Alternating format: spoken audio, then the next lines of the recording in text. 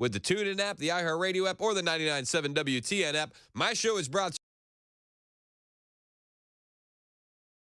you. Need some water softener? You need to get with Better Water LLC, betterwater.com.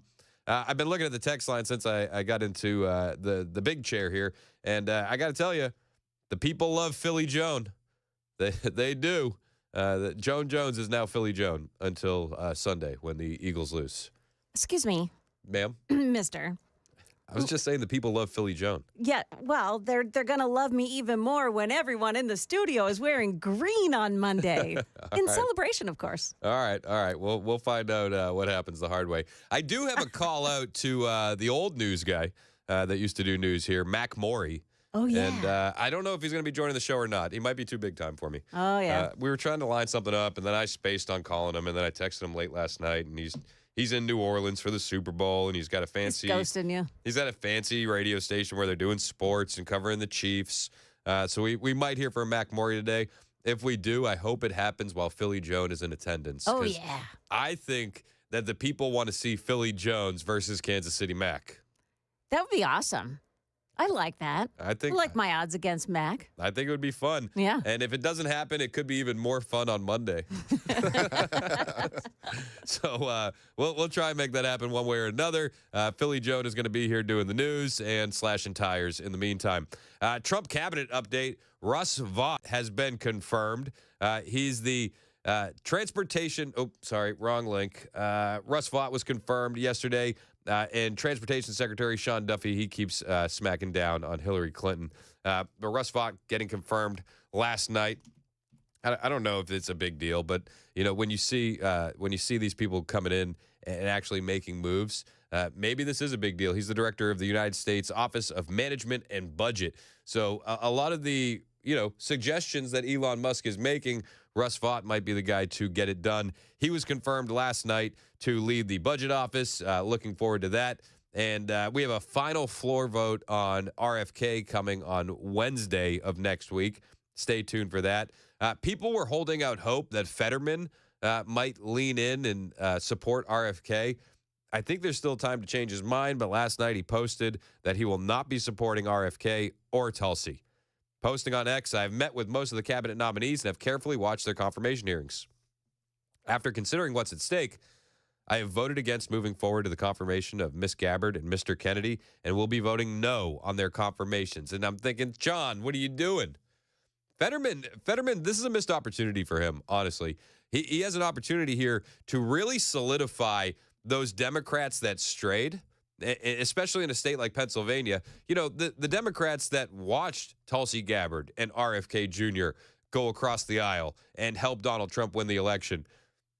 He should be supporting these two. Out of all of them, I would think that he would support Tulsi Gabbard and RFK Jr. But he says he's not going to. So we'll see what happens. Fetterman is out.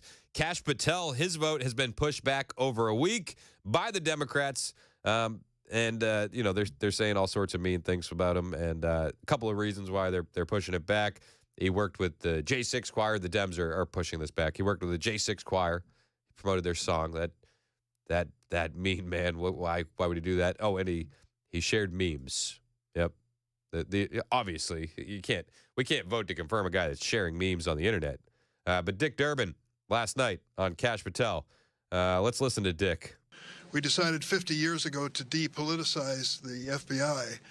It's really been doing a great job. By giving 10-year tenures to those who headed up the FBI to transcend any single administration or any single president. So that's one of the most important things that distinguishes this nomination from others. Secondly, we have an individual in Kash Patel who has published a book which in detail describes his view of politics in America. It is a book that is filled with grievances, filled with conspiracy theories, and filled with information of how he sided with the January 6 rioters against the police in this very Capitol complex. Oh, yeah, his book's filled with conspiracy theories. Like the conspiracy theory that the Democrats were pushing and funding, like Russiagate, that Kash Patel exposed. Yeah. And so when he came to testify before the committee, we had some questions that he was asked and he needed to answer about his conduct. and we went through them, particularly on the element of the J6 choir. I know this sounds like a curious thing to spend any time on, but it's a reflection on his priorities and the fact that he's asking to head up the most important single law enforcement agency in the United States at a time when he decided with the so-called political prisoners of January 6th, instead of the brave men and women who risked their lives to protect us here in the Capitol complex. He created this musical undertaking and was proudly proclaiming it to Steve Bannon, how the hard work he went to master and digitize it and create a musical work that can be played at the Trump rallies. How dare he? You know, the only musicals that the Democrats can get behind are DEI musicals in Ireland or transgender operas in Colombia. You know that. So this is why they're pushing back Kash Patel conspiracy theories and songs with the J6 choir. Oh, and of course, memes. Sheldon Whitehouse, Senator Whitehouse, he laid out the case against Kash Patel based on memes. Two quick things, one on judgment and one on candor. Some clown posted a video of Kash Patel chainsawing the heads off people who were on his enemies list in his book. I'm sorry. Were your feelings hurt? Were you sad when you saw it? Got a little PTSD? Can't handle the memes? A meme that Kash Patel didn't even create himself, but as Sheldon Whitehouse is going to go on to say, he must have chuckled at it late one night and reposted. You can't really blame Patel for that. The world is full of creepy people who might do things like that, except for the fact that Kash Patel himself reposted that imagery. Oh my gosh, he shared he shared a meme. We can't have the FBI director sharing memes. What an absolute monster. Yeah, he's got to be stopped. We can't let him get away with this. I've shared a lot of inappropriate memes in my day. Let's be honest. But even ones that probably weren't that funny, but I found personally hilarious. Those are the memes I share. I don't really care what other people think about them. If they make me chuckle, that's getting a repost. It's a bridge too far for Senator Sheldon Whitehouse. To his Truth Social account. It's not even a main. Let's be real. Not even like a main social media platform. His Truth Social account. So we have to delay the vote a week. Pretty weak. He now owns that. Setting aside how grotesque that is. Sharing memes on the internet. The idea that a man with the kind of judgment that to share memes on the internet. He thinks it's okay to share memes. To repost imagery of himself chainsawing his political enemies. Not appropriate for an FBI director. Not appropriate. It's not this is just Mr. Patel, your meme sharing habit is just it's a bit inappropriate, actually. Stop. Have you ever see No. Speaking of memes, you ever see the ones that they do with the Spider-Man movie where it's Tobey Maguire and the guy that played Harry Osborn, I'm Franco, James Franco. Oh, geez, yeah. And he's like, Pete, Kash Patel is sharing memes of senators being chopped in half and his enemies being chopped in half. Like, you didn't have to sell me on the guy. I was already, I'm already a fan. I already liked him. Yeah. Just inappropriate. That's what we're up against. Sharing memes. It's going to be delayed at least a week over that. But are we really surprised that something that slightly hurt their feelings caused a big uproar? No. And let's be honest. These guys are really like nervous because they're seeing all of Trump cabinet appointments getting in and actually doing work. And I think that's what scares them the most. So they're going to try and delay this process as much as they can. I do think Kash Patel is going to get confirmed, whether they like it or not. And I would love if after he's confirmed, he shares that meme again. That's just a dream that I have. That's what I would like to see. But all of the cabinet nominees that get in are just doing work immediately. Trump's HUD secretary, Housing and Urban Development, he's doing work.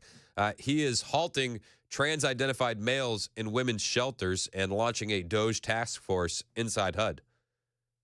Now, this is going to be one of those things that the Democrats just, they go up in arms about, if they even know it's happening. They've been so overwhelmed by the news cycle that this one could be one that they miss. But they're advancing the president's agenda. Oh, no. Anything but that.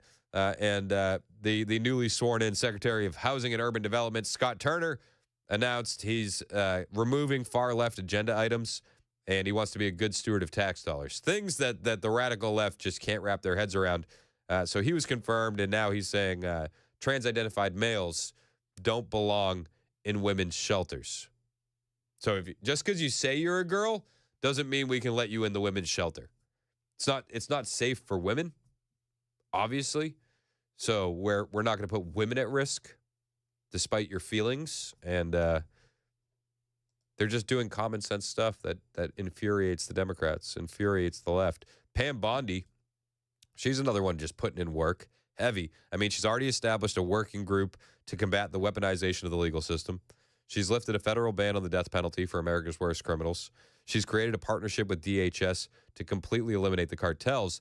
And now she is taking immediate action and suing the state of Illinois and the city of Chicago over sanctuary city policies. This is what they fear the most. Trump's people getting in and getting the job done. They're just getting the job done. Newly confirmed Attorney General Pam Bondi took swift action on Thursday, suing Illinois and Chicago to enforce immigration law.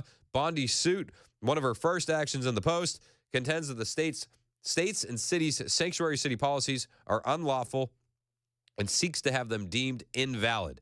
She said, "I will restore integrity of the Justice Department, and I will fight violent crime throughout this country and throughout this world and make America safe again." That's what she said before being sworn in. And this lawsuit going after Governor Pritzker and the city of Chicago, saying they're obstructing federal immigration law. It's awesome. They say by refusing to honor civil detainers and warrants expressly authorized by Congress, defendants have unlawfully eliminated these means for federal immigration officials to carry out their statutory functions. Both the governor of Illinois, J.B. Pritzker, and mayor of Chicago, Brandon Johnson, sued here in their official capacities, profess a shared interest with the federal government in enforcing immigration laws to effectuate the removal of such offenders from the United States, the Page 23 lawsuit contended. The challenged provisions of Illinois, Chicago, and Cook County law reflect their intentional effort to obstruct the federal government's enforcement of federal immigration law and to impede consultation and communication between federal, state, and local law enforcement officials that is necessary for federal officials to carry out federal immigration law and keep Americans safe. The conduct of officials in Chicago and Illinois, minimally enforcing and oftentimes affirmatively thwarting federal immigration laws over a period of years, has resulted in countless criminals being released into Chicago who should have been held for immigration removal from the United States. Let's go. Again, when they delay Kash Patel over memes, they're delaying the inevitable, and they're delaying him not because of the memes, but because they know he's going to get in there and do exactly what these other cabinet nominees are doing, get the job done by any means necessary. I got some more updates on cabinet officials when we return. Hang out with us, 921 on Super Talk, 99.7 WTN.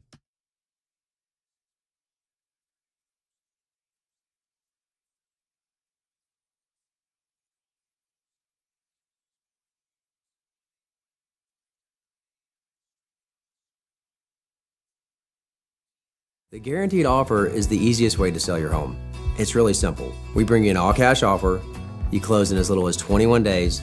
No home inspections, no lockboxes, no open houses. Go to markspain.com to get a guaranteed offer and start packing.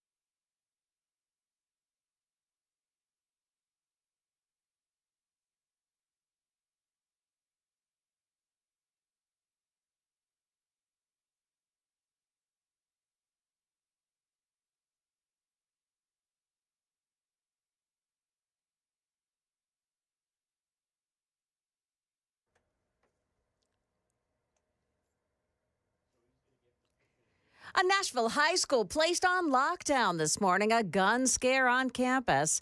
And it's on pause, that buyout offer for federal workers. We've got those stories coming up at 9:30 on Super Talk 99.7 WTN. Thank you, Joan Jones. 9:25 on Super Talk 99.7 WTN. The show's brought to you by Better Water LLC, water filtration systems, water softeners, betterwater.com. So we got Senate Dems pushing the Judiciary Committee vote for Kash Patel back a week. They're afraid that he's going to get in there and do the job. That's how I feel. You look all around the Trump cabinet, everybody that's been appointed so far, they're getting the job done. It's amazing to see. And even the ones that didn't have to go through confirmation votes getting the job done, from Tom Homan to Elon Musk. Elon Musk has been pissing off a lot of people. Senator Richard Blumenthal, he's big mad about Elon Musk and what he's looking into.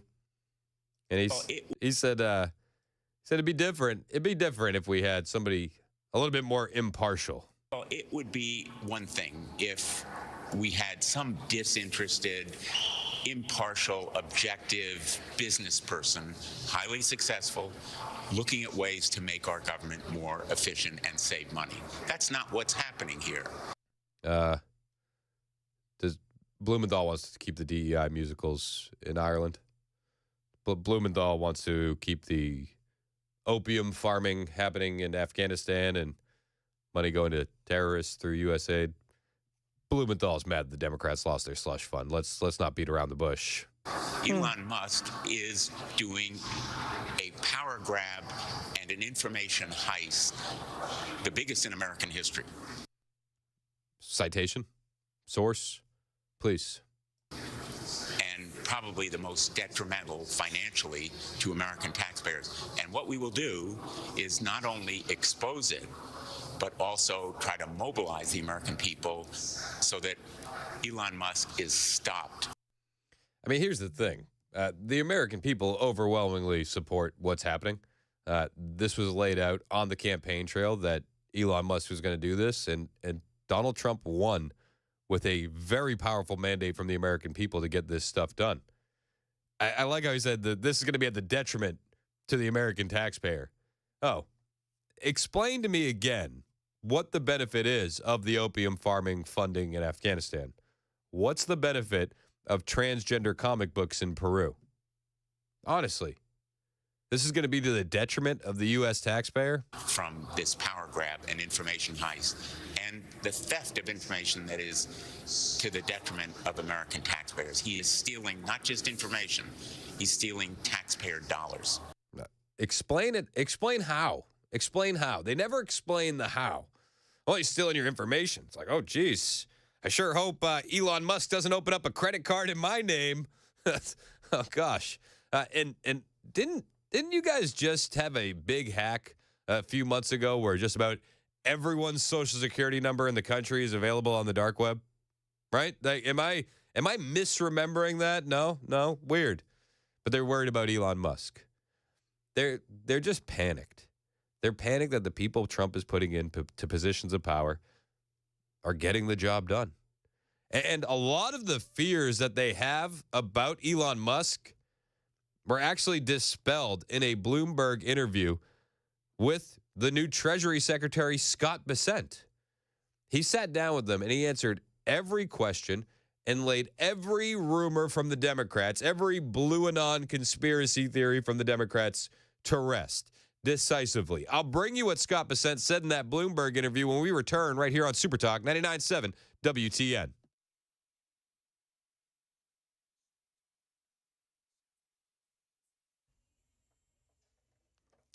Good morning, 9:30. I'm Joan Jones with your top stories. And breaking just this morning, Nashville's Glencliff High School placed on a brief lockdown for the possibility of a weapon on school grounds. Channel 4 is reporting a staff member flagged down school resource officers to report overhearing some students talking about a weapon.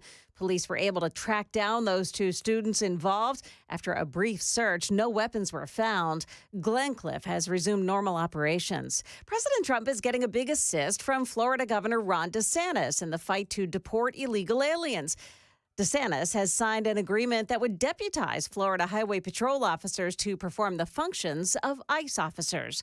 Meantime, in Tennessee, Democrat Representative Vincent Dixie of Nashville has proposed a bill in the legislature requiring schools to issue a mass email notification if immigration officers come to school grounds. Just last week, legislators passed an immigration bill that calls for criminal penalties for officials who adopt sanctuary policies. Federal workers have now been told that they have until Monday night to keep signing up for the buyout that would have put them on leave as they remain on payroll through the end of September. Unions have sued, calling that program unlawful. Emails went out to federal workers last night advising them of the new extended deadline. The Office of Personnel Management says the buyout program is not being blocked or canceled, but a federal judge in Boston has ordered the pause to allow the federal workers' unions and the Justice Department to prepare their arguments over the program to be delivered at a hearing on Monday. At last check, more than 60,000 federal workers had signed up for the buyout. That's ABC News correspondent Stephen Portnoy. Early in the trading day here, stocks have turned negative. The Dow Jones Industrial's down 111 now, the Nasdaq falling 117, and the S&P 500 index, that's minus 15. We've got the forecast coming up here. That's the latest news, and I'm Joan Jones, WTN News. Thank you, Joan. 932 on Super Talk 99.7 WTN. Chris Hand here for my friends at Busy Bee Plumbing, Heating, and Cooling. And it's their last chance for some winter clearance savings. They're making out deals for you that are just fantastic. They're clearing out their 2024 inventory to make room for the incoming 2025 models. And for just $6,997, you can get a 14-SEER 1.5 to 3-ton split heat pump model. If you need to replace your model currently, this is the best deal you're going to find. And you'll also get to bundle a smart thermostat in there for free. That offer is limited to the first 25 customers. But maybe you don't need to replace it, right? And hopefully you don't, right? It gets expensive. Maybe you just need some maintenance. Well, Busy Bee Plumbing, Heating, and Cooling, they can take care of your systems. Join the Beehive Club membership today. I'm a Beehive Club member, and I love what they bring to the table. For just $99 per unit, 3 annual tune-ups, 10% off all repairs, front-of-the-line service, a $100 annual accrued replacement credit, no overtime or holiday fees, and exclusive Beehive member promotions. And all month long, you buy one Beehive membership, you get one free. Busy Bee Plumbing, Heating, and Cooling, 615-775-7833, 615-775-7833, busybeehvac.com.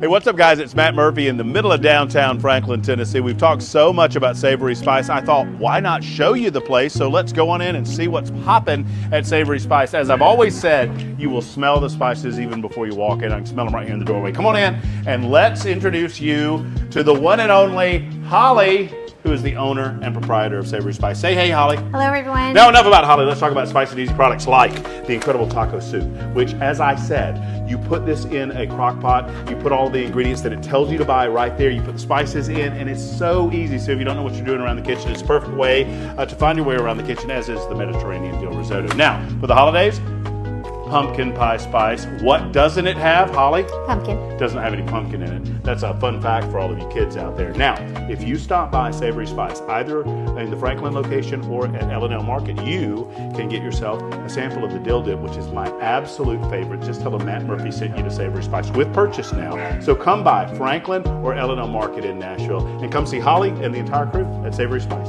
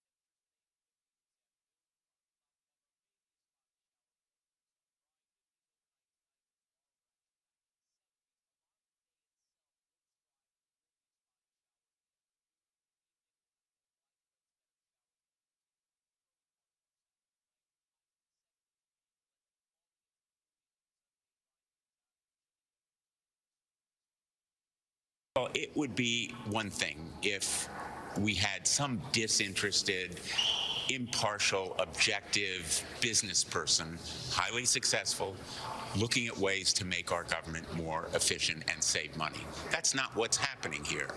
Elon Musk is doing a power grab and an information heist, the biggest in American history, and probably the most detrimental financially to American taxpayers. And what we will do is not only expose it, but also try to mobilize the American people so that Elon Musk is stopped.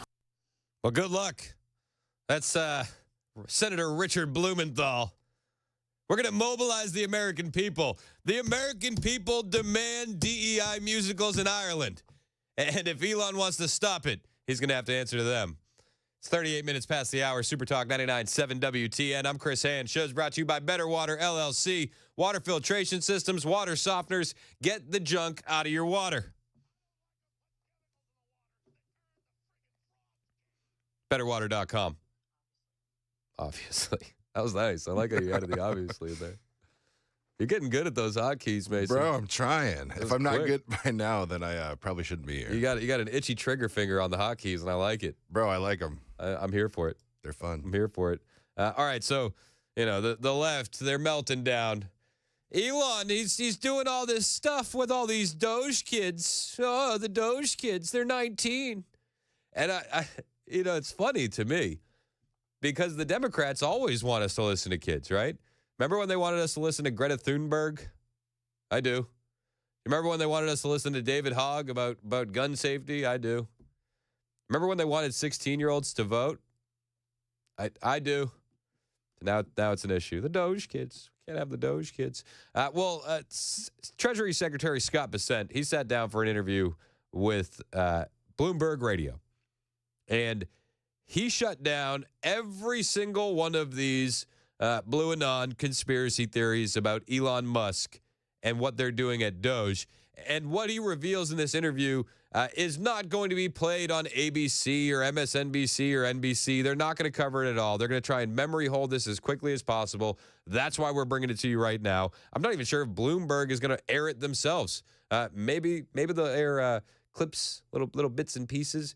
But Scott Bessent shuts them down at every turn about Elon Musk and the Doge conspiracy theories. I'm here with U.S. Treasury Secretary Scott Bessent in Washington. Mr. Secretary, thank you for joining me. So good to see you.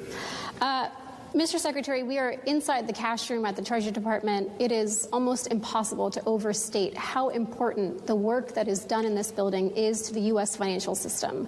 Yet right now, there is widespread concern about the Doge team's access to sensitive payment systems. Define widespread concern. Can we define widespread concern? Because I don't know about you. I haven't seen any conservatives that are concerned about this. I haven't seen many independents that are concerned about this. I haven't seen any libertarians that are overly concerned about this. In fact, I've seen just excitement and unbridled joy over this personally. Now, members of the left who are suffering from TDS and want the DEI musicals in Ireland to continue, set them off in a corner somewhere. But I think the overwhelming majority of people are actually here for this and not concerned one bit. Are you worried at all that access and that tinkering of the payment systems could affect the Treasuries market or cause any disruption? Good. Well, Saleha, thank you for asking me about that because there's a lot of misinformation out there. First of all, when you say the Doge team, these are Treasury employees. It is 2 Treasury employees, one of whom I personally interviewed in his final round. Oh. So it's not just Elon Musk having unfettered access to the Treasury, right? It's actually Treasury employees, one of whom was personally vetted by Scott Bessent himself. Oh. Okay. Is Richard Blumenthal still going to mobilize the American people against this? We can't have U.S. Treasury employees looking into the U.S. Treasury, damn it. There is no tinkering with the system. They are on read-only. They are looking. They can make no changes. It is an operational program to suggest improvement. So we make 1.3 billion payments a year. And this is 2 employees who are working with a group of long-standing employees. So when they tell you that it's just Doge kids, remind them that the United States Treasury Secretary went on the record to say, no, there are Treasury employees inside that group, vetted personally by the Treasury Secretary. Oh, it's the Doge kids. We can't let these 19 and 20-something-year-olds have access to all this information. Well, they're Treasury employees. Is that going to change the narrative for the Democrats? Probably not. Probably not. Let's keep going. The letter that the Treasury Department sent earlier this week talked about how the team currently does not have access to change the system. Have they at any point this year had the ability to make changes? Okay, so before we get to that answer, I just want to point out that there's no creative editing in this. She just completely breezes by the fact that Treasury employees are looking at the Treasury. She has no follow-ups for that whatsoever. It's a terrible interview skill. You actually have to listen to the answer to find out where you're going to go next. Are you going to go to the planned question, or are you going to go for a follow-up? This interviewer is woefully unprepared. So then she says, okay, this is after Scott Bessent in the last answer said there's no tinkering with the system. They're on read-only. She said, okay, so there's no way that they can make changes to this system at all? Absolutely not. This is no different than you would have at a private company. And by the way, the ability to change the system sits over at the Federal Reserve. So it doesn't even lie in this building. Oh, so even if they made suggestions, because they can't change anything, the suggestions would then have to go to the Federal Reserve to be implemented? So there's another layer of protection? So it's Treasury employees looking at Treasury stuff with some Doge team, and then they're gonna look to make improvements and suggestions.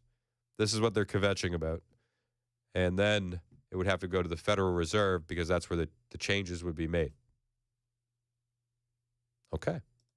So they could make suggestions on how to change the system, but we don't even run the system. And if they ask for, if they request the ability to change the system, would you grant that? No, again, they have no ability to change the system. I have no ability to grant that change. That they can make suggestions, then it would go to the Federal Reserve, and just like any large ERP system, there would be tests, there would be this, there would be that, and then the Fed will determine whether these changes are robust or not. Oh. I mean, I'll be honest with you, it's a little underwhelming on the conservative side, right? Like, I was hoping that they could implement changes very, very quickly. But there got to be people on the left that understand this, right? There got to be people out there spewing propaganda against Elon Musk and the Doge team that already knew all of this, you would think, right? I'm sure of it. These people are evil, but they're not dumb. Well, not all of them. Okay, a minority of them are probably not dumb. It's not an act for some of them. There's others. There's others. Okay. Are you keeping up? You keeping score at home? Let's keep going. As the Secretary of Treasury, you also oversee the IRS. Do you know what kind of access the team has to IRS data or individual taxpayer data? Well, I'm glad you asked that too, because look, the IRS, the privacy issue is one of the biggest issues. And over the past 4 years, we've seen a lot of leaks out of there. The IRS systems are quite poor. When I started in college in 1980, I learned the program in COBOL. I think there are 12 different systems at the IRS that still run on COBOL. But as of now, there is no engagement at the IRS. Oh, so they're not even. They say they're going into personal people's accounts. It's not happening. So So what are the Democrats mad about, actually? Are they just relying on severe TDS in their base to believe any of the slop that they throw at them? It's probably that, right? And if they request that access, would you sign off on that request? They haven't, so we'll take that when it comes to it. I think there is a lot to do there, but the president was elected with a big agenda, and to the extent that getting the IRS in better shape is part of that. Yeah, well, it should be, especially if you're using computer systems from the 80s. Sure, because look, with the IRS, what am I concerned about? I am concerned about collections, I'm concerned about privacy, and I'm concerned that the system is robust. But do you and think customer service. I like that he threw in customer service. You don't often think of that with the IRS. He said, we got to make sure that we're secure, we're robust, the systems are good. I think that's probably where Elon is going to do a lot of improvement. That's what they were saying with the FAA. It's the computer systems that they're going to improve. And that's going to be a huge aspect of all of this. But do you think that if they ask for access, that is something you would consider signing off on? There are a lot of things I'd consider, but look, we're in the middle of the tax filing season right now. We even, with the government buyouts that expire at midnight tonight. Well, they've been extended till Monday. We have mandated that the IRS customer-facing employees, that they're not eligible for that until May 15th. So I don't imagine anything's going to go on at the IRS until then or beyond. So, let's not get our hopes up about auditing the Fed or digging into the IRS until after May 15th. It's probably not going to happen. But Scott Bessent systematically just shuts her down at every turn about the absolute hysteria around the Doge team and the U.S. Treasury.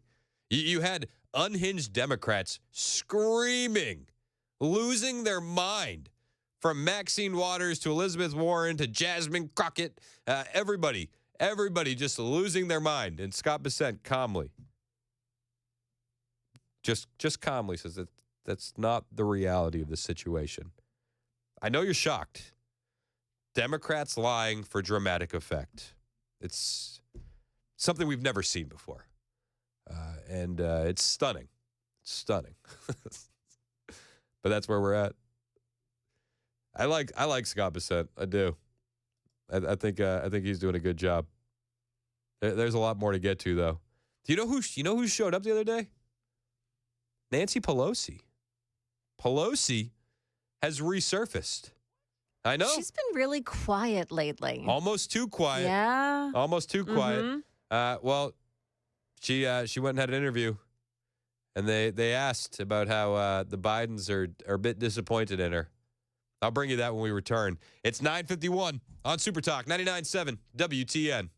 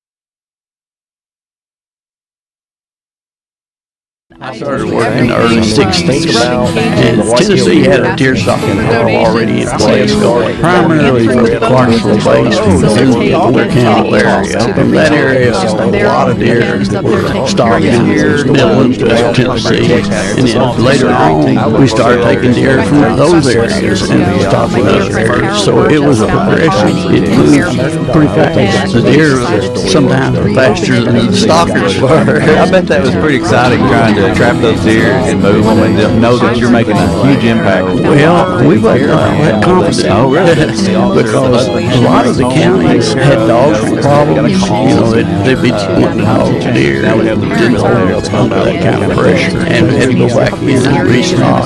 There was a lot of different types of law enforcement work that had to be done. And the officers did a good job.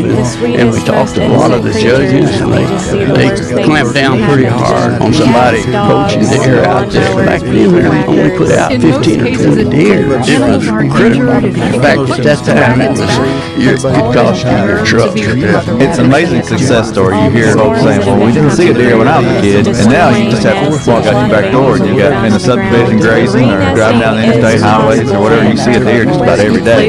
Yeah, sometimes I wonder if we're too efficient. Some folks say back in the good old days, but I don't know, right now hunting and fishing is really good.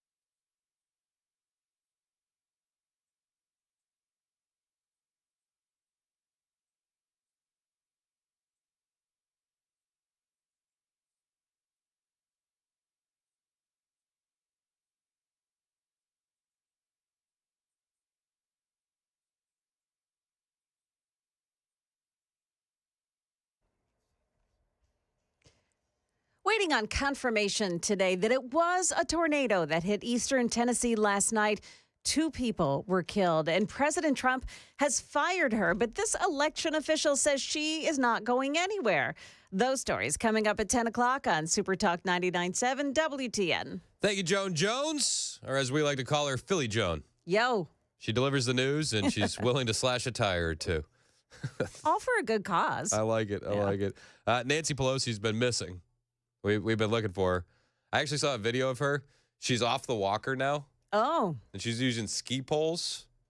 And the video I saw actually it was a meme video. Yeah. And they edited in some Olympic commentary from downhill skiing. Oh, no. As she's getting into the car.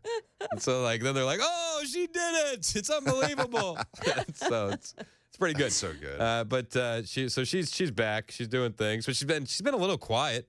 But she was giving an interview on MSNBC yesterday, and she was asked whether or not she agrees with Biden that he could have won if he hadn't been pressured to step down.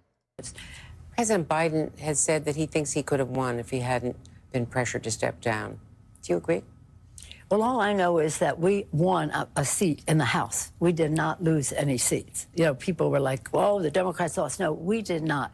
I think it would have been quite different with President Biden at the top of the ticket. So not a definitive yes, but not a definitive no. Different doesn't say very much. Also, I'm going to send you this on Twitter, Joan. I need your expertise, okay? Because I'm looking at Nancy Pelosi here. Yeah. And I'm wondering if she got a facelift. Oh.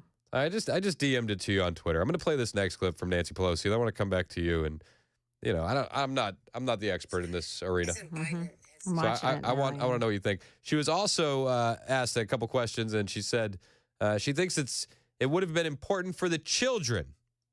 Somebody think of the children. I hate when she says that. It would have been important for the children to not have Donald Trump win. Will someone think of the children? The former First Lady, Jill Biden, has spoken out saying she was disappointed in you. Not mad, just disappointed. Is there any way to patch that up? Have you spoken to the Well, I former certainly president? hope so. No, I haven't. But the fact is that we're all on a mission for the American people, for America's working families. My whole passion about being in politics is for the children. So what is it that we're doing for the children? I think that it would have been important for the children to not have Donald Trump be president of the United States. Yeah. Because you want to be able to have the kids have gender mutilation surgeries, right? It's for the children. It's for the children. You want kids to be indoctrinated with DEI, right? For the kids. Yeah. For the kids. Did you look at the video? I did. So she wouldn't have jowls like she still does. Okay. If she got a facelift, but she did have something done with her forehead because her eyebrows are now up into her hairline and her eyes are sunk back. Everything looks a little bit too smooth, right? Yeah. So something happened, but you don't think facelift? No. See, The jowls look below her, like at her chin area. This is why we have an award-winning news team to consult, because I'm not the expert in this area. I slash tires and do face evaluations. I love it. Joan Jones, what can't she do? We got more on the way. So Nancy Pelosi, she did that thing, and then what do we got? Oh, golly. There's so much to get to. Oh, CNN ran a segment on the Doge kids. Oh, boy. They found one of them, and they identified him on the air. Ooh. And they made him run away, right? Yeah. Do you know what the name he goes by? Yeah. Yes, you mentioned. I'm not going to repeat it. I'll let you do that. CNN got away with it. Yeah. They called him his name online. They brought it up a couple times. Big Balls. So we'll play the CNN in-depth coverage of Big Balls when we return. It's 10 o'clock on Super Talk 99.7 WTN.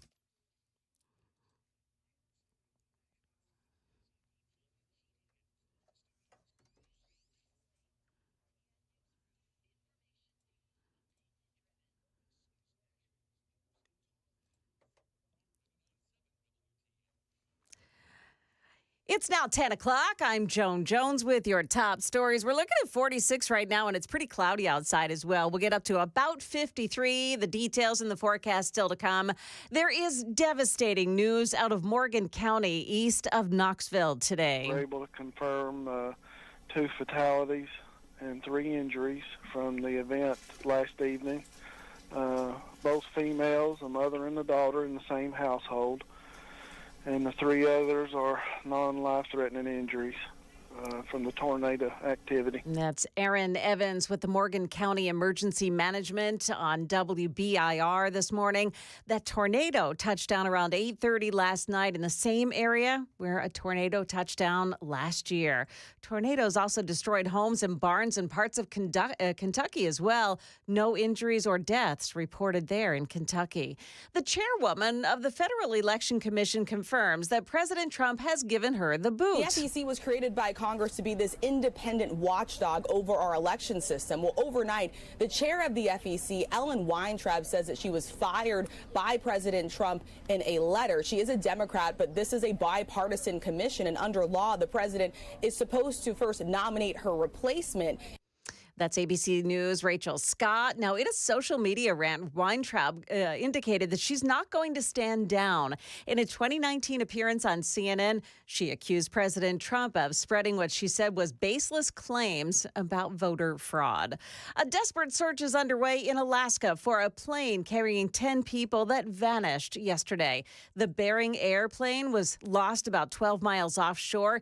It had been traveling in bad weather at the time.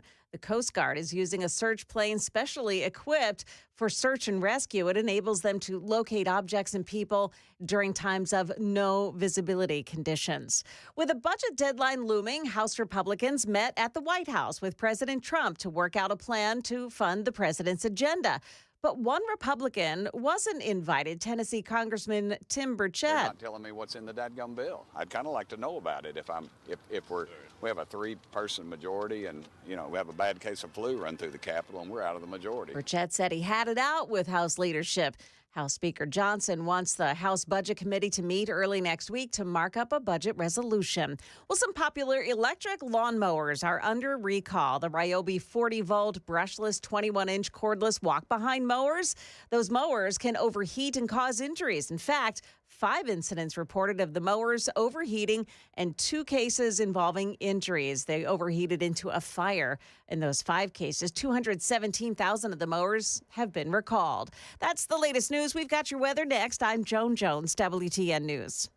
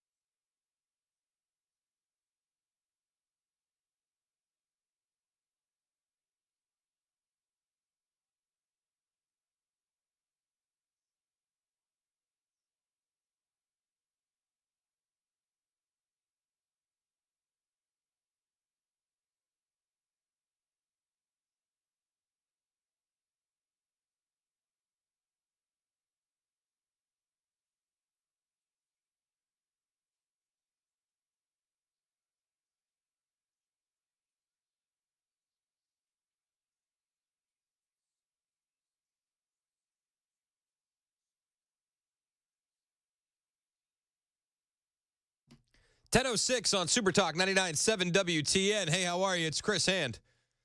Show's brought to you by Better Water LLC, water filtration systems, water softeners, betterwater.com. So they're doing their best to take down Doge. And the same people that say, hey, we got to listen to Greta Thunberg. We have to listen to David Hogg, and 16-year-olds should vote. Now they have an issue with young people. They do. especially when it comes to the Doge kids. CNN did their best to run a hit piece on them. And I don't know if somebody must have thought this was funny behind the scenes, right? Of course, they had to. So CNN, bombshell discovery. This is the worldwide leader in news. Like when they say ratings are dropping, I'm like, how? When you break news like this. When you're hitting the hard topics. So they had a Wall Street journalist on. I did air quotes if you're watching on Supertalk TV. And they had this big story about a guy that Elon hired. So this is a 19-year-old high school graduate who has used the unfortunate nickname Big Balls online. So she said it. One more time in case you were Van Gogh listening. So this is a 19-year-old high school graduate who has used the unfortunate nickname Big Balls online. So that would be one way that we could refer to him. He is now working at Musk's behest. Yep, that's the Doge kids for you. Hey, speaking of young people with great nicknames. Graduate who has used the unfortunate nickname Big Balls on. We have another guy on the line right now who just called in. He's very busy. He's very busy with Super Bowl stuff right now. So we'll take a break from this story. We'll get back to it. You know, this hard-hitting journalism from CNN. So this is a 19-year-old high school graduate who has used the unfortunate nickname Big Balls on. So we'll take a break from that, and we'll go live to Mac Morey. What? Who is live in New Orleans. He is now on Supertalk 99.7 WTN. Just punch him. Stop talking to him. Tell Mac to stop talking to you, and then put Mac on the air. Hey, I like that guy. He's pretty cool. I know. When he was my producer, he would have put the guest on right away. Hey, some of our guests are a little iffy. I'm just saying. Savage. What's Mac up, being dude? one of them. Mac, how What are is you, going bro? on? Dude, you're in New Orleans for the Super Bowl.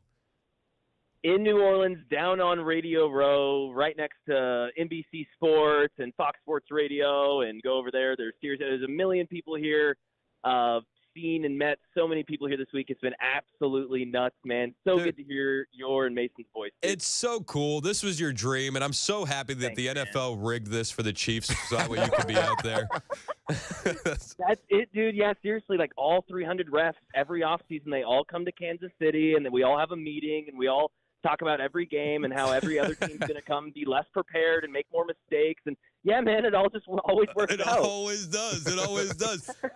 Dude, no, seriously, long time no talk. The audience misses you. What's up, man? I miss everyone there. How's the gig? Are you liking it? Dude, I'm loving it. I'm getting so much experience, which has been awesome. Yeah, talking sports, talking football.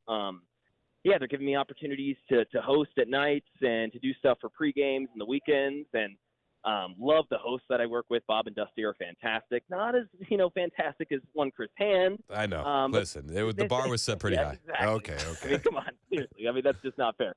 Well, but they do great, and we have an awesome time. And, yeah, dude, I mean, it's just like I get like it doesn't feel like work right now for me, and that's awesome. That's what I've been striving for. So yeah, getting to talk Chiefs every day, awesome, dude. It's surreal. I was just telling Mason off the phone. If he told me 8 months ago, when I was with you, like that hey man, you're gonna be on Radio Row in 8 months in New Orleans talking about a Chiefs three-peat, I'd be like, dude, whatever. Like that'd be cool. But and then now it's happening, man. It's awesome, dude. Well, congratulations, bro. If you ever want to come back, I'd get rid of Mason for you, right?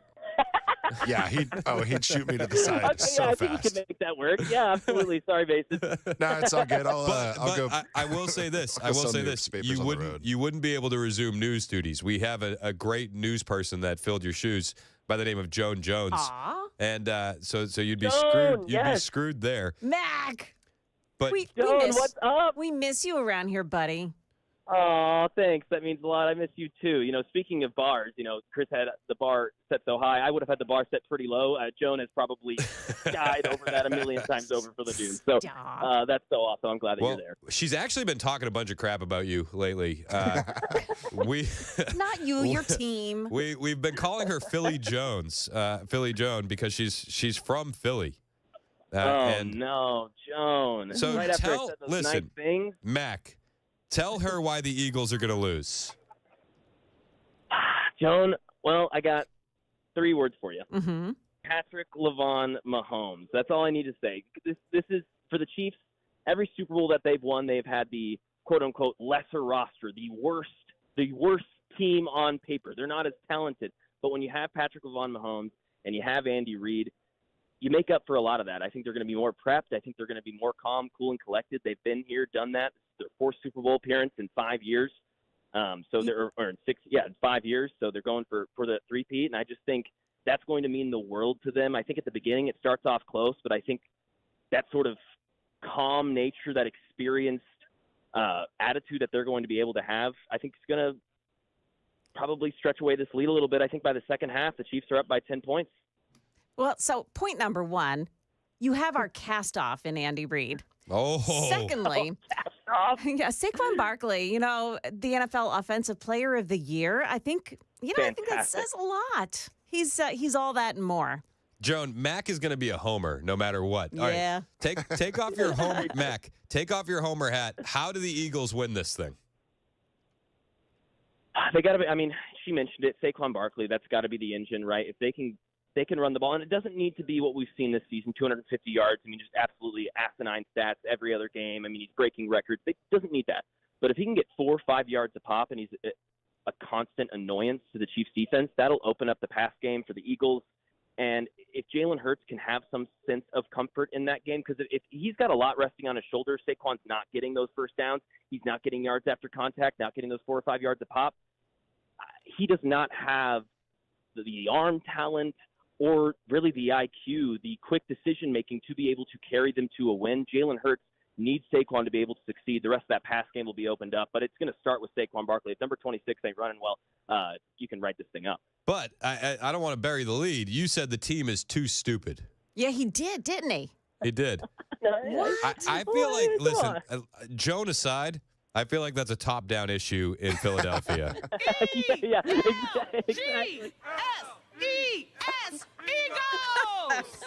Let's go, Birds! You have no idea how many people we've done that to walking on the streets, the Eagles fans, man. We'll be like, go Birds, and we'll be like, E-L-G-S, immediately. It's awesome. God. That's so good. How did she mess that up? I think she can't read. Okay, if I'm a betting man. She's just the mayor. I mean, honestly. I think she doesn't know how to read. E-L-G-S, Eagles! Did she throw a V in there, too? Oh, no. I just love the big smile, let's go Birds at the end. She's like, I got that part down. Yeah, I know. Yeah, I love that. Yeah, that's the great. Yeah, just let's go Birds. You already screwed it up. Get out of there. All right. Now listen, I know you haven't done it in a while, but put your newsman hat on. Give me the lay of the land in New Orleans. They had a terror attack on New Year's Day. What does security look like on the ground? I was up way too early this morning watching Fox and Friends because I'm a glutton for punishment, and I'm hearing that there's military on the street. That security is just huge. What does it look like down there? Yeah, it's nuts, man. I mean, they're doing bag checks walking down Bourbon Street. I mean, legitimately, like you will get stopped if you're a woman with your purse, and they will check your bag. I have seen more bomb sniffing dogs this week than I have in my whole life. You walk across, you'll see AK-47s, M16s, whatever it may be, fully armed military men with, I mean, some serious weaponry and equipment, and a lot of them. And I mean, even just here in Radio Row, sitting here at the convention center, we've got state troopers, policemen, all across the perimeter of this place. I mean, this place couldn't be any safer at this point. I believe they've done a great job as far as security is concerned. Okay. Well, I mean, that's good to hear. Trump is going to the game, first president to ever go to a football game. I'm going to be in the same building with the president of the United States, the 2 greatest quarterbacks of all time. I don't even have to say the greatest because you just say Tom Brady. Tom Brady's going to be there too, Chris. Yep. The 2 greatest quarterbacks of all time. I mean, Taylor, the biggest pop star in the world ever. Goat 1 and then Patrick Mahomes. Yeah. Oh yeah, that's it. Yeah, you're rooting for the Eagles. I know you are, and it probably pains you to say that as a Boston guy, but this 3-peat creeping up on your boy. E-S, Eagles! I'm actually not going to watch the game. I would be perfectly honest with you.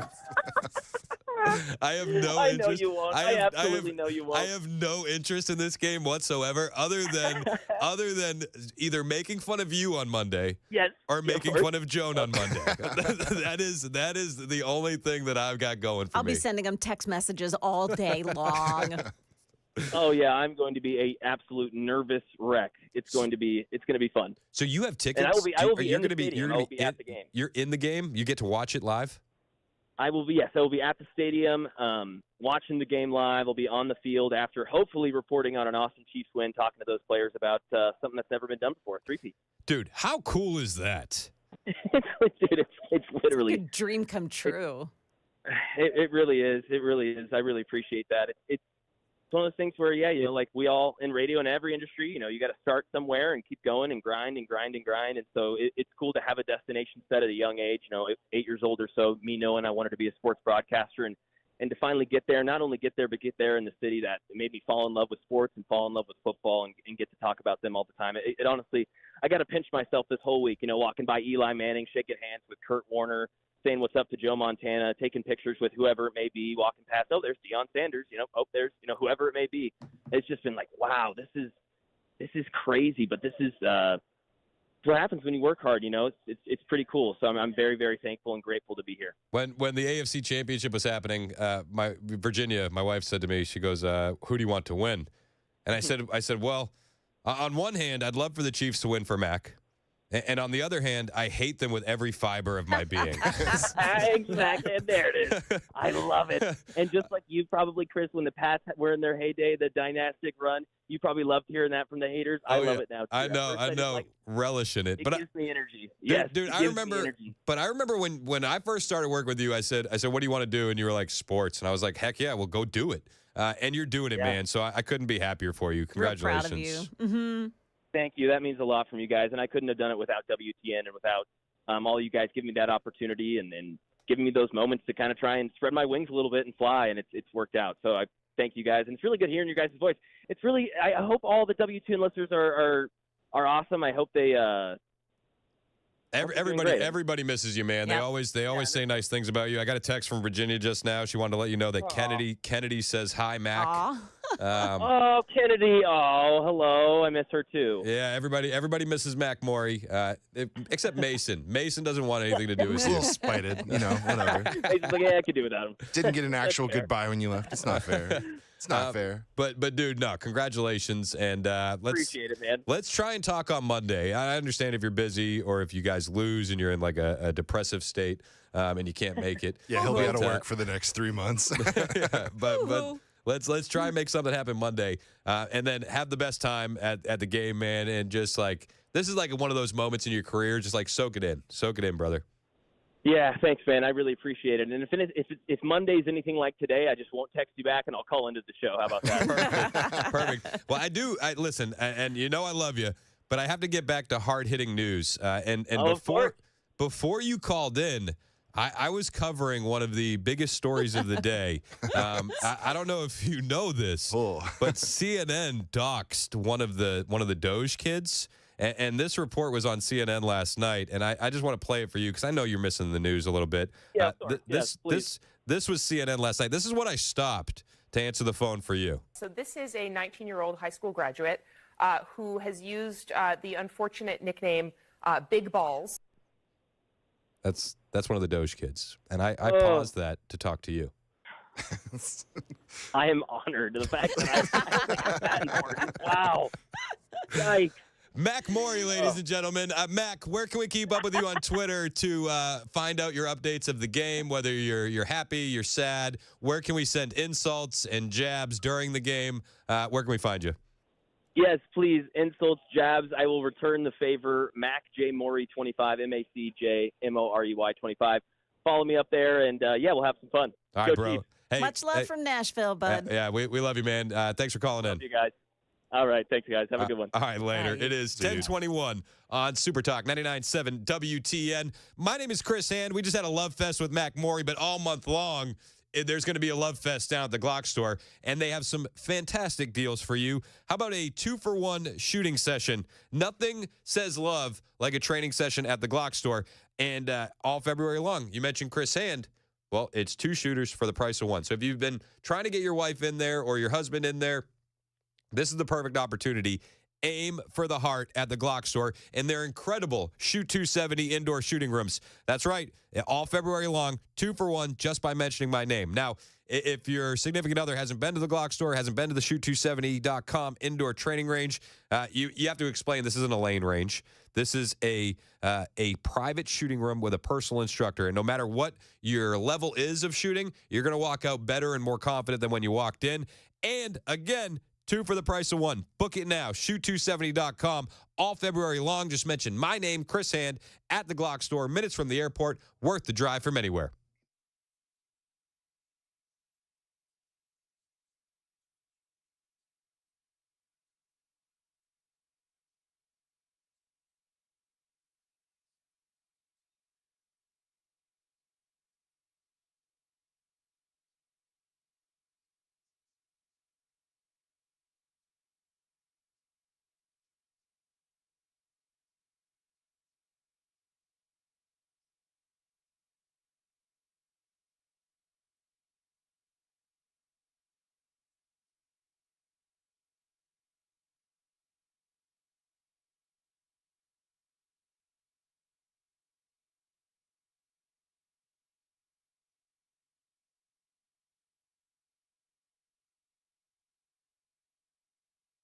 The guaranteed offer is the easiest way to sell your home. It's really simple. We bring you an all-cash offer. You close in as little as 21 days. No home inspections, no lockboxes, no open houses. Go to markspain.com to get a guaranteed offer and start packing.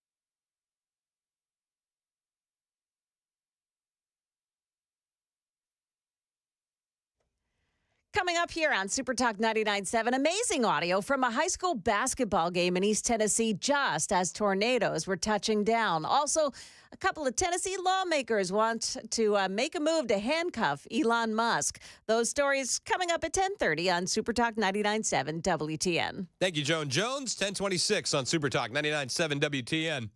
The show is brought to you by Better Water LLC, water filtration systems, water softeners, betterwater.com. I'm really sorry about Mac interrupting the show. I had hard-hitting news, and this kid he just calls in like he owns the place. Yeah, like he's expected to be on the show. Yeah. Like he owns it. I apologize for the interruption. Ah. All right, so we have this hard-hitting reporting from CNN. That's all I knew. Exactly. Hard-hitting reporting from CNN last night on one of the Doge kids. So this is a 19-year-old high school graduate who has used the unfortunate nickname Big Balls online. So that would be one way that we could refer to him. Is it an unfortunate nickname? I mean, I saw a comment on the YouTube stream as well. It's like, of course, the left is afraid of big balls. Yeah. Did you see what Elon posted last night? No, what'd he post? Okay. Do you remember the South Park episode where it was like medical marijuana? Yeah. And you had to have like cancer or something to get it. So Yeah. so Stan's dad found a way to get himself testicular cancer, and he had to like carry them around in a wheelbarrow because they were so big. Yeah. Elon posted that last night. He said something like, "Oh no, they doxed another Doge kid."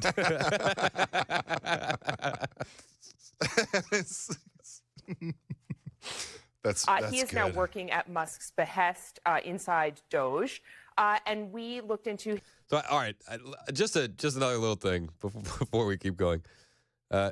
It's on the Chiron, which is like the little thing down at the bottom of the screen on the news. It says, breaking news, Doge Teen, a.k.a. Big Balls Online, has access to government systems. This is a professional news program. I just want you to know, like, this is art. Like, this deserves to be framed. Like, I know we just did the fancy studio remodel, but like part of me wants to screenshot this, print it out, and put it in like a really nice frame and hang it up in here because this is just, it's going to get better with time. Oh, that's so good. Again, the Chiron says Doge Teen, a.k.a. Big Balls Online, has access to government systems.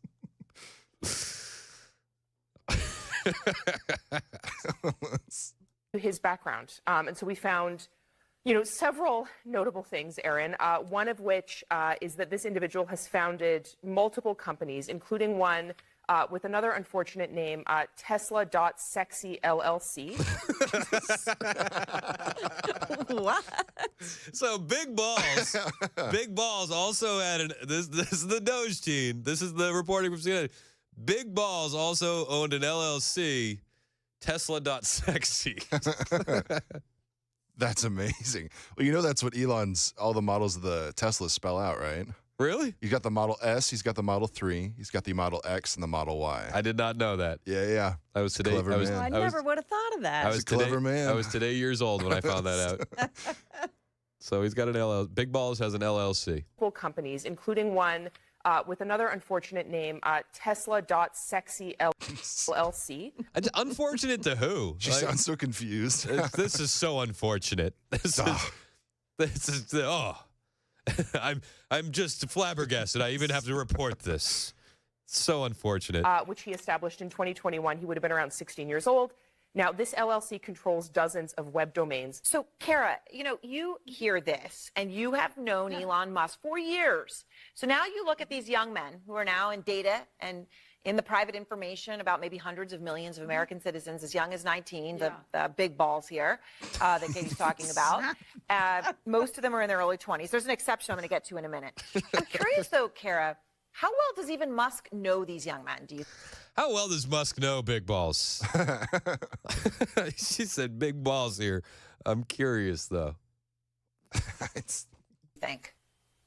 I have no idea. I think there's no vetting whatsoever, as you can see, that's taken place. It took Katie and the really great team. Wired has done an astonishing job here.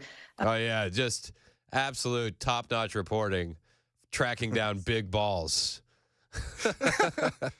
I could make a joke that's probably why he was hired for all this ridiculous nonsense and other nefarious things. But oh, yeah, he's so nefarious. Oh, such an evil guy. He was 16 and he made an LLC. I think that's actually an accomplishment, name aside. But you show me a 16-year-old that's locking down an LLC to buy web domains. Oh, yeah. Honestly, that's actually impressive. Yeah, hats off to him. It had a very unfortunate name. Nefarious.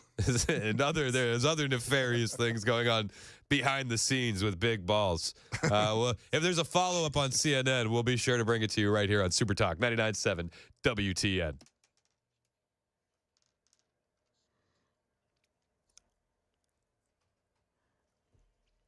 Good morning, 1031 now. I'm Joan Jones with your top stories.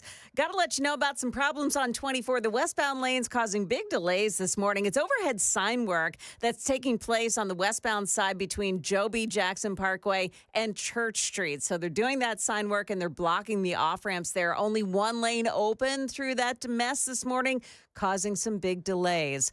In the news, tornadoes tore through Morgan County in East Tennessee last night. Morgan County sustained some structure damage from high winds and possibly a tornado. That's Tennessee Highway Patrol Captain Stacy Heatherly. In fact, a mother and daughter who had been sheltering inside a home were killed. The storms interrupted a basketball game as well in the town of Sunbright. We are going to have a tornado delay. No one at the high school was injured. Cleanup crews are beginning the work of sifting through the rubble in Morgan County this morning. The Department of Transportation has ordered states to stop planning to install EV charging stations on the government's dime. The National Electric Vehicle Infrastructure Program used $5 billion to fund state projects to install those charging stations across the U.S. Since its inception, states have only planned to build about 30 charging stations.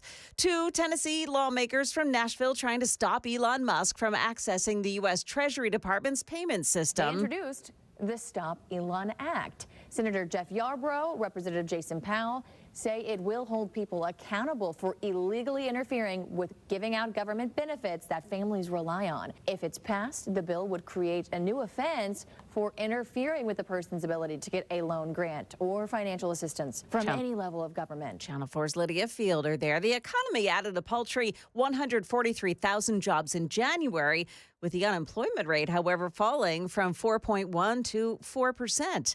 That's the latest news. Weather's up next. I'm Joan Jones, WTN News.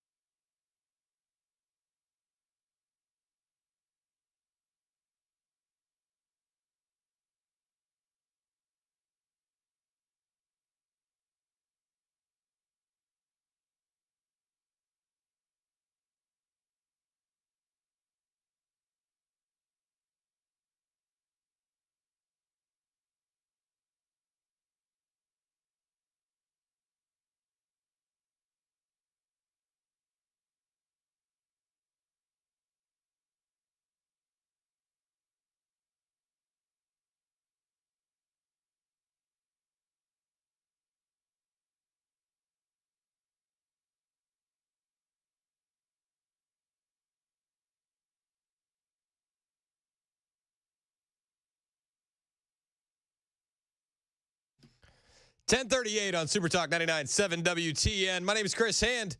Show's brought to you by Better Water LLC. Water filtration systems, water softeners, betterwater.com. Sorry, I was trying to put together a mashup real quick of AC/DC's song and the CNN reporting. You know, doing the Lord's work. I was trying. I didn't get that far. Dude, you were in there, man. Sorry. I looked at Mason. I was like, listen, how much time we got?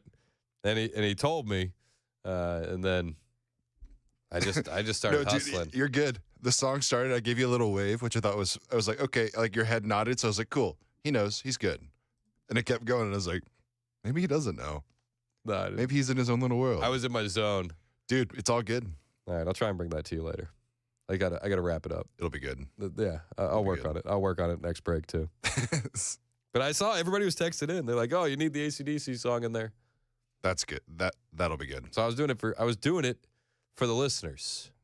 Yeah, for the people. I was trying to do it for the people. For big balls. I mean, funding is getting canceled everywhere, and you love to see it. You do. You love to see it. Trump is he's ending every single media contract at the GSA. On Thursday, President Trump ordered the termination of all media contracts within the General Services Administration. This came after it was revealed that the federal government was paying millions to Politico for Politico Pro subscriptions. According to Axios, Trump told the General Service Administration to terminate every single media contract. In an email with the White House wrote 2 points: pull all contracts for Politico, BBC, E&E, and Bloomberg, as well as pull all media contracts for just GSA. Cancel every single media contract today for GSA only. GSA is in charge of managing real estate, technology services, as well as procurement for the federal government. And this comes after Elon Musk and his Doge team, as well as others, realized just how much waste is happening in the federal government. And the Biden administration, they had over $8 million of subscriptions to Politico. Insane. These are what the Doge kids that are getting doxxed by lunatics on Reddit and CNN are finding out. And they can't have it. USAID is no more. They're saying that of the 10,000 employees, they're cutting that staff to 249. Cue the sad violin. And the former USAID leader, Samantha Powers, was crying about being fired. She was crying. Hold on, leave the violin for a second. It's perfect. You ready for this? When you suddenly in your inbox find a termination notice or a leave of absence notice that you didn't expect to get on a flawed predicate that you're doing radical leftist insubordination, it's pretty jarring. And because there's so many lies and falsehoods circulating and so many claims that people are sort of not with the program, I think people are just completely dislocated. There's no stable ground on which to walk. And then, of course, most of them have been laid off, so they're worried about how they're going to pay the bills and how they're going to make rent. So sad. The violin works there perfect. It's golden. So that was Biden-era USAID leader Samantha Power. And she's upset. Where's the rent going to come from? Cry me a river. Boo. She's like, I'm so used to having no skills and getting paid six figures. I don't know what I'm going to do now. I'm used to sitting at home in my armchair and doing nothing. So she's been like hitting the media circuit, okay? So that interview was on, I think that was MSNBC. She was also on CNN. And she says, dictators are celebrating Trump's plan to cut the agency staff from 10,000 to fewer than 300 employees. This is devastating, and it is ceding the field as well to the People's Republic of China, to the Russian Federation and other malign actors who would like nothing more than to see the U.S. ground game in American foreign policy, the face of American values, disappear like this. You think The face of American values, like DEI musicals, da-da-da-da, in Ireland. Honestly, it's embarrassing as it is. That's been the face of American foreign policy, right? Transgender comic books in Peru. Funding the opium farming in Afghanistan. That's been the face of U.S. foreign policy. I know. It'd be funny if it wasn't real. Yeah, that's the unfortunate. I think this is a victory for dictators, autocratic regimes around the world who are competing with the U.S. in Africa, in South America, all around the world for influence. Well, it's not even an opinion. They are out relishing this moment and celebrating it. I mean, I'm sure some of them are happy that the people that were funding regime change and overthrowing governments are no longer active in their region. Wouldn't you think that I would. You know, the funny thing is, though, and Mike Benz made this point about USAID. He said, if this was such an important thing, like if USAID was really saving lives, how come we haven't seen impassioned speeches from prime ministers and presidents and kings all over the world? Like 40 to 50 this week, right? Where are all the prime ministers? Where are all the presidents? Where are all the kings saying, like, people are going to die because USAID is shut down? Samantha Powers makes the point that, dictators are so happy. They're celebrating. But we haven't seen any leaders who are happy about or who are sad about this. Like nobody is really being like, hey, you're cutting our funding and people are going to die. In fact, I've seen the opposite. This came out a couple days ago, but it was the former Kenyan president, and he was mocking people that are upset over Trump's current foreign aid policy and funding getting cut. People the other day crying, I don't know, Trump has removed money. He said he's not giving us any more money. Watu wanalia. Why are you crying? It's not your government, it's not your country.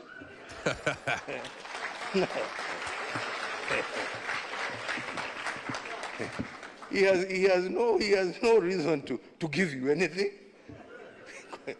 I mean, you don't pay taxes in America. He is appealing to his people. Shauri yenu bwana. This is a wake-up call for you to say, okay, what are we going to do to help ourselves? Amen. That was the former Kenyan president mocking people like Samantha Powers. And Samantha Power with Anderson Cooper, she's like, the dictators won. Including a statement, an official statement from the Russian Foreign Ministry today. So this is a disaster, not just from a humanitarian standpoint, from the standpoint of all the beneficiaries who may in fact die because they won't have access to U.S. resources, but it's a disaster for U.S. national interests and national security. She doesn't explain why. She doesn't explain how. She just has the talking points. And I just go back to the Kenyan president. He says, why are you crying? Giving us any more money. Watu wanalia. Why are you crying? It's not your government, it's not your country.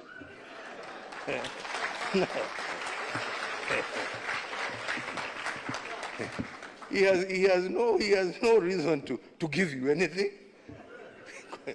I mean, you don't pay taxes in America. I mean, honestly, yeah, America first means that we're not funding transgender comic books in Peru any longer. But this is just what we're dealing with right now.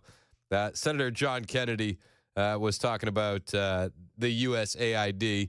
He sounds a lot like our friend from Lebanon, Tennessee, Calvin. I don't know if you've ever made the connection. I have.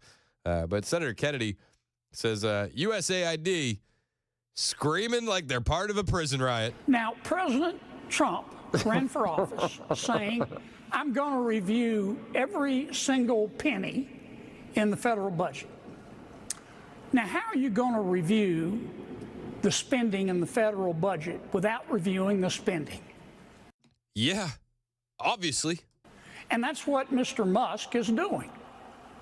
Now, many of my Democratic colleagues and some of the tofu-eating wokarati at the USAID are screaming like they're part of a prison riot. because they don't want us reviewing the spending. But Senator Kennedy, dictators, they're celebrating this. Russia. Didn't you hear Samantha Power? Russia. But that's all Mr. Musk is doing, and he's finding some pretty interesting stuff. To my friends who are upset, I would say with respect, call somebody who cares. I love that guy. He's great. Call someone who cares.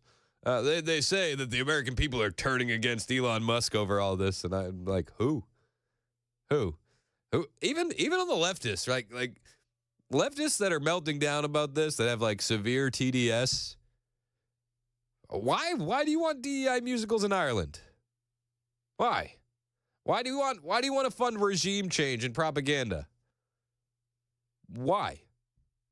Where are you at? Honestly, if there's a liberal out there, Matt from Smyrna, anybody got a counterpoint to me? I'm all ears.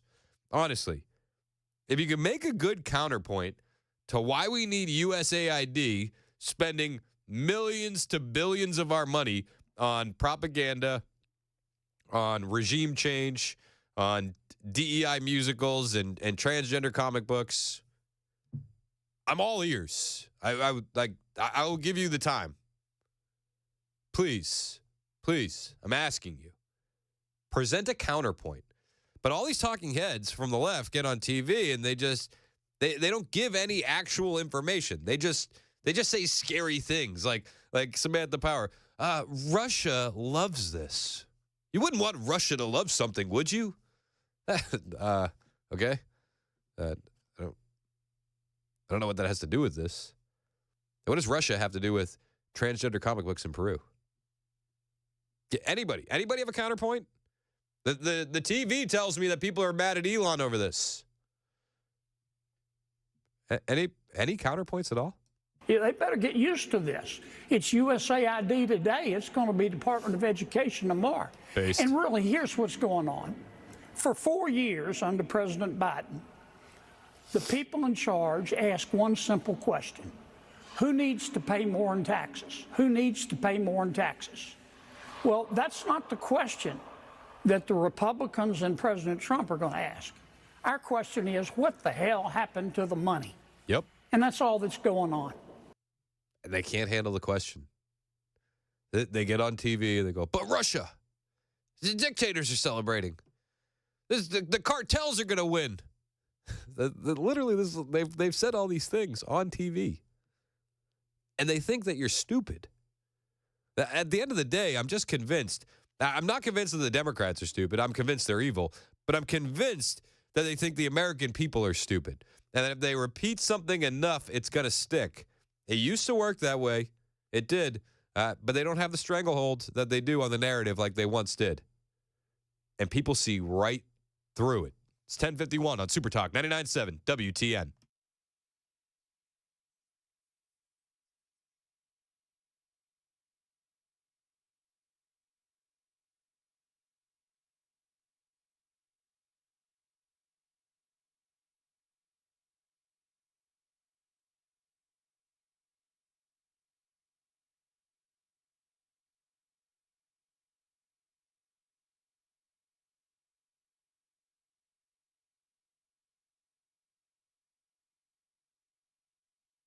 I started working in the early 60s, and Tennessee had a deer stalking program already in place, primarily for the Clarksville base in the Fort Campbell area. In that area, a lot of deer were stalked in Midlands, West Tennessee, and then later on, we started taking deer from those areas and stalking other areas. So it was a progression. It moved pretty fast. The deer sometimes faster than the stalkers were. I bet that was pretty exciting trying to trap those deer and move them, and they'll know that you're making a huge impact. Well, we wasn't that confident. Oh, really?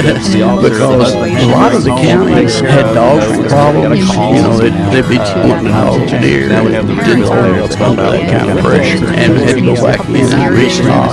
There were a lot of different types of law enforcement work that had to be done. And the officers did a good job. And we talked to a lot of the judges, and they clamped down pretty hard on somebody poaching deer out there. Back then, we only put out 15 or 20 deer. It was critical. In fact, that's the time it could cost you your truck. It's an amazing success story. You hear folks saying, well, we didn't see a deer when I was a kid, and now you just have to walk out your back door and you got in the subdivision grazing or driving down the interstate highways or whatever, you see a deer just about every day. Yeah, sometimes I wonder if we're too efficient. Some folks say back in the good old days, but I don't know, right now hunting and fishing is really good.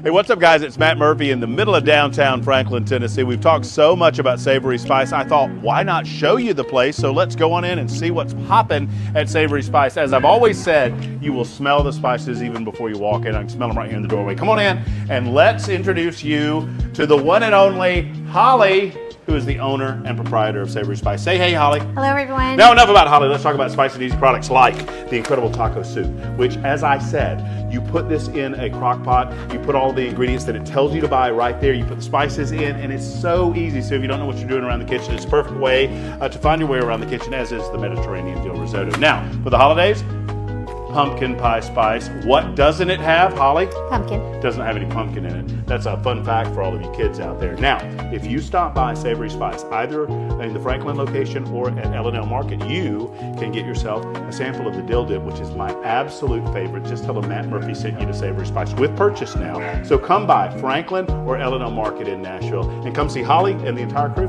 at Savory Spice.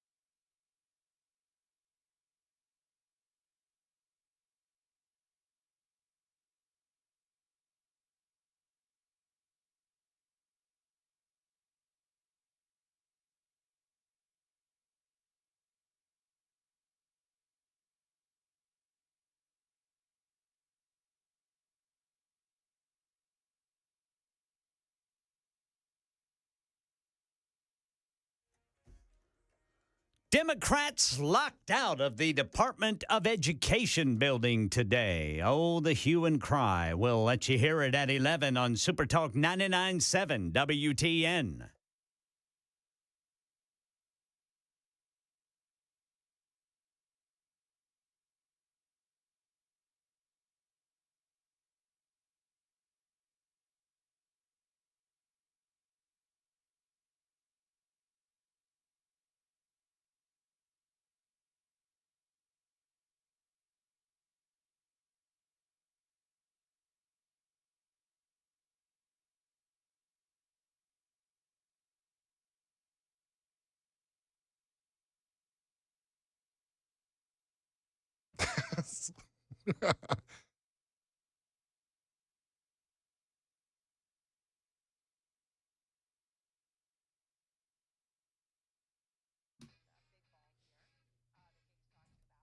Yep, big balls exposed by CNN last night.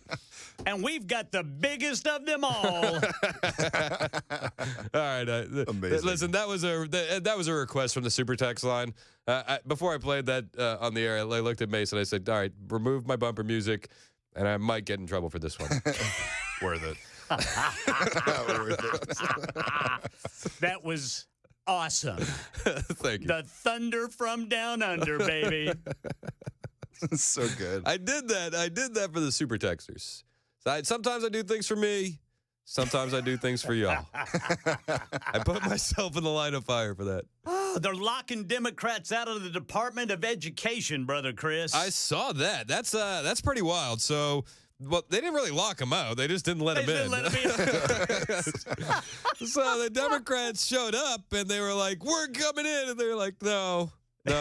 You could And stay out I there. wonder why, like, did they not learn? Like, the same thing happened at the U.S. Treasury when they went and melted down out there. Right. Like, no, you're not going to be allowed in. This was the scene outside the U.S. Treasury.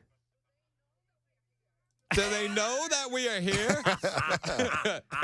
I made it 2 seconds into that clip, but I had to stop it. Do they not know who we are? You don't know who I am?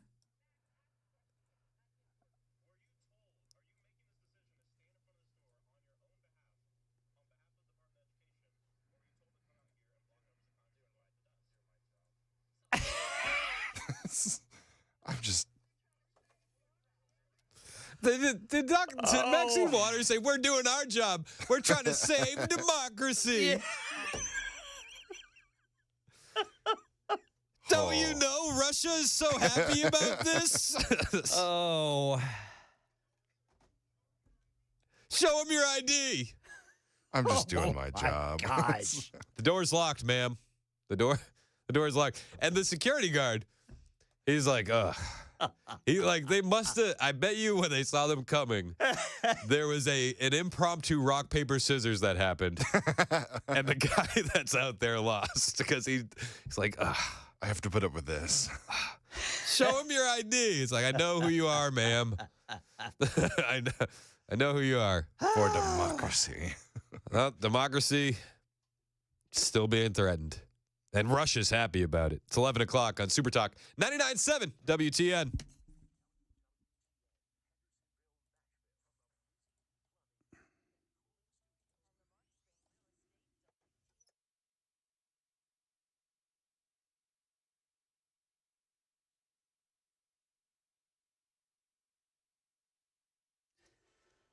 $11 o'clock on the dot. I'm Ken Weaver with your top stories. Looks like we got some problems in Murfreesboro, drivers. Overhead sign work, 1 lane open, 24 westbound between Joe B. Jackson Parkway and Church Street.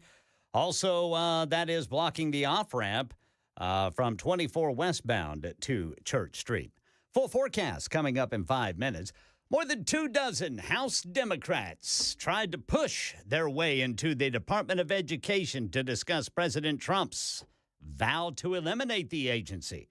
A shouting match ensued. What they did was try to get in and have a meeting with senior leaders at the department. Obviously, that was not going to happen. All of this is an effort to try to protest what we know, according to sources, is happening behind these closed doors, which is staffers with Elon Musk's effort, Doge, sitting on one of the top floors of this building, we're told, going through personnel records of the department, putting some staff of this department, including senior members of this department, on paid leave. That's Jay O'Brien reporting. House Speaker Mike Johnson and Israeli Prime Minister Benjamin Netanyahu speaking after their meeting on Capitol Hill this morning. Here's Johnson. Today we discussed the special partnership that we have between these two countries, and I thank Prime Minister Netanyahu for his unrelenting commitment to making the region and the world a safer place amid really extraordinary challenges. It's not only an alliance between governments. It's an alliance between peoples. Meanwhile, the International Criminal Court calling on its members to stand united against President Trump's sanctions in response to its arrest warrant for Israeli Prime Minister Netanyahu. The ICC very much vowing to continue its judicial work after Trump signed this order to impose sanctions on its staff. The ICC said it stands firmly by its personnel and that the order seeks to harm its independent and impartial work, very much pledging to continue providing justice and hope to millions of innocent victims of atrocities across the world. That's according to the ICC statement. That's Britt Clannett reporting. President Trump, in a social media post, called for shutting down the United States Agency for International Development, or USAID. The president alleging that the agency is spending money fraudulently. Multiple sources telling ABC the entire global workforce at USAID will be reduced to fewer than 300 employees from roughly 14,000. 19 attorneys general from across the country asking a judge to take immediate action to prevent President Trump's executive order ending birthright citizenship from taking effect. The president cannot change the Constitution with a Sharpie or a sham executive order. That's Massachusetts Attorney General Andrea Joy Campbell today. Meanwhile, Tennessee Attorney General Jonathan Skrmetti filing a legal brief in support of President Trump's executive order. That's the latest news. Weather's next. I'm Ken Weaver, WTN News.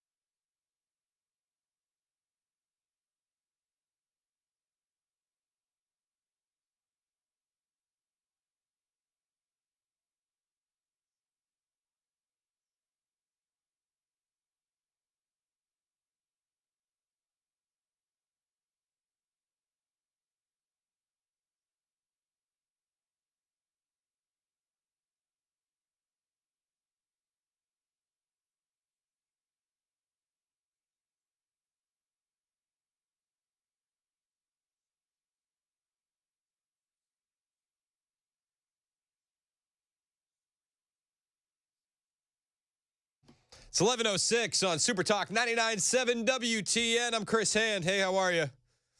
Just going through your texts. I appreciate all the encouragement for the Big Balls song we did. Like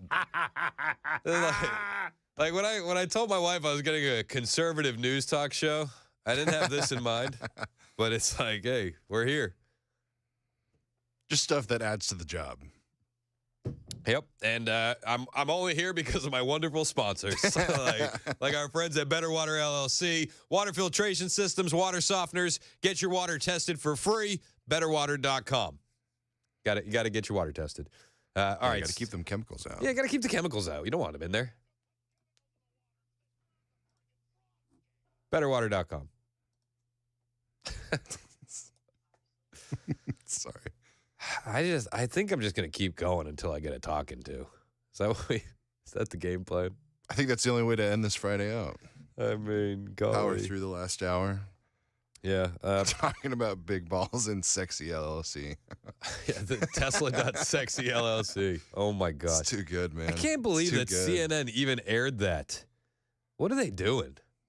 I don't know, man. I feel like a lot of them just read off a piece of paper at this point. None of them are actually thinking for themselves. But again, it's like, and the age thing is so silly. Like, oh, they're 19 and 20-year-olds. And it's like, okay, you had a like 15-year-old in Greta Thunberg, and we had to listen to her about climate change. Yeah. You had what was he, 16 at the time, David Hogg, and we had to listen to him about gun violence. Then Democrats wanted 16-year-olds to vote.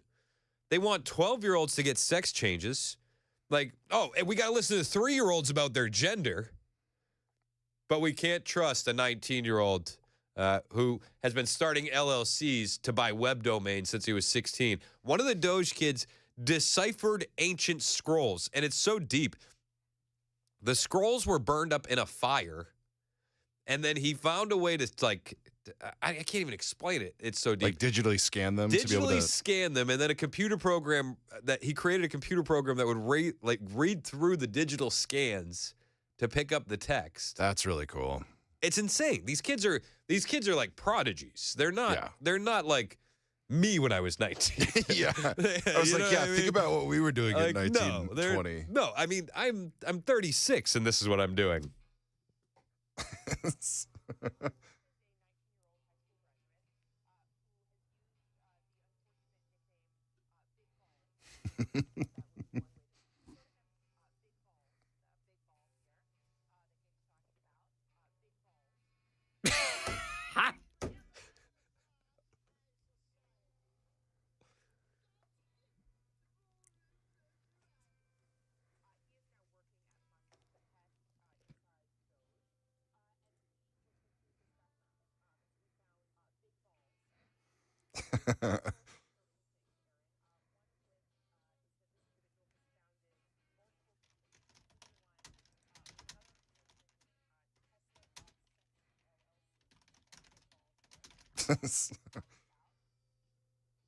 Tesla.sexy LLC.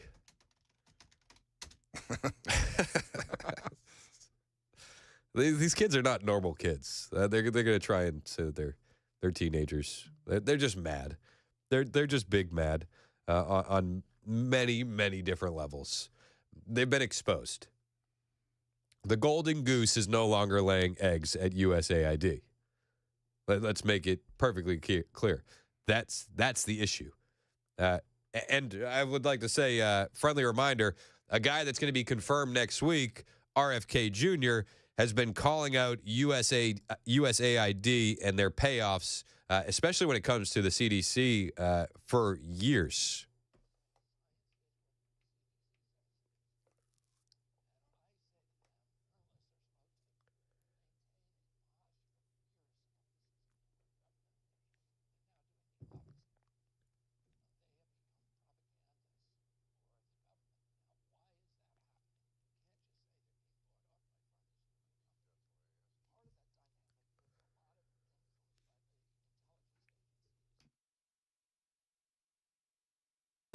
Of journalism around the world, mainly funded through USAID. They spend about $10 billion a year funding journalism around the world. But journalism around the world. I mean, again, they're so fearful of Trump's cabinet nominees, RFK being one of them. They all understand the grift. They know exactly what time it is. Yet the libs, they're upset. Joe in Spring Hill has been hanging on the phone for a minute. Joe, I appreciate you holding, and I apologize for keeping you on the line that long. You're next on Super Talk. What's up, Joe? Hey, Chris, good morning. Thanks for letting me in. What the catalyst for my call was you having Mac on the line. I remember calling when he announced his departure from Nashville, and we talked about, even you gave me an amen, where if you love what you do, you'll never work a day in your life, and it sounds like that's coming to fruition for Mac. Yeah. So thanks for letting him in. A couple of things real quick. The CNN is just absolutely ridiculous. On top of that, they had a federal employee on there, like they wouldn't show his face, and he's crying. It's like, oh, my goodness, the sympathy we have. You guys haven't been in the office for years, and, we're supposed to have sympathy. You know what I love, too, Joe? It's like they want us to have sympathy for federal workers that are going to get a buyout from Trump. But they had no sympathy when they were firing federal workers that didn't want to take a vaccine. Unbelievable. And what's amazing is, and we talked about this already, is that the hill they're willing to die on, to use Brian's verbiage. It's like, so you're going to say, in addition to all those horrible things that they've been wasting our precious taxpayer dollars on, in addition to that, boys and girls sports, it's like that's the hill you're gonna die on. I can't believe the fake outrage we're seeing out there. Yep. And let's face it, when you see Elizabeth Warren and Auntie Maxine and everyone else just so upset, we know we're doing something right. Yep. And just as we've all said, Chris, this is exactly what we voted for. He told everyone ahead of time what Elon was going to do. This is no surprise. This is no surprise at all. And what I love, and this is an analogy we use, is think about this. Our great president works about 20, 21 hours a day. Yep. The people in Washington, D.C. work about 21 hours a month. With that being the case, and you have these constant 24-hour news cycles, what amuses me the most is that what he does in a day, they had like 3 years to talk about January 6th, right? Now, in one day, Trump's going to take over Gaza, dissolve the Department of Education, dissolve USAID, get boys out of girls' sports. It's like by the time they know what to be outraged about, he's already done 4 more things, and they're absolutely spinning. They haven't worked this hard in God knows how long, and they just can't keep up with the guy. You're absolutely right. It makes me so grateful that they did do what they did in 2020 with the election. I'll tell you why, because had Trump been reelected, they would have impeached him again. They would have dragged out the COVID thing, and he wouldn't have been able to do anything. Now, with him being aside for 4 years and the mandate that us American people gave him, and like you said, the cabinet choices he's made are just absolutely off the chart. We're finally really getting to see America first. I mean, it's like the one thing. They wanted to hire 80,000 IRS agents to come after us, and, it goes right back to what Trump said. They're coming after us. He's just in the way. And you know what? Thank God for President Trump, and thank God for his agenda and what's going on. Every day just seems so wonderful. Chris, I really appreciate you taking my call. Have a great weekend, and do me a favor.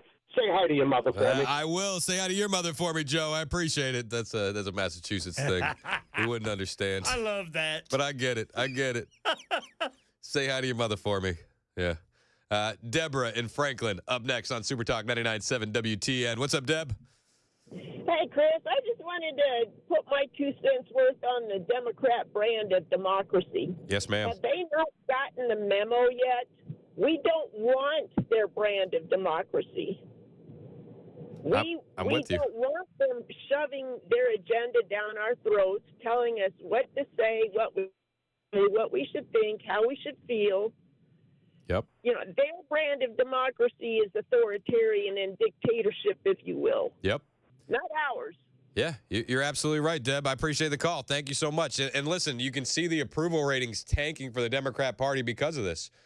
And what Scott Jennings said the other night, they're constantly on the wrong side of 80-20 issues. And Trump makes them take the 20 side. It's glorious. It really is. 615-737-9986 if you want to get in on the conversation. We're talking about a whole host of things. USAID is really the major topic. Nancy Mace absolutely roasted USAID and the liberals that support it yesterday. We all now know USAID. They're screaming about Elon Musk over there, but hey, George Soros and his boy are okay. They scream that we're all a threat to democracy when they've been systematically dismantling democracy before our eyes. They've been caught with their hand in the cookie jar. And there's no going back. So I would tell my colleagues across the other side of the aisle, take your salty tears and sit right back down.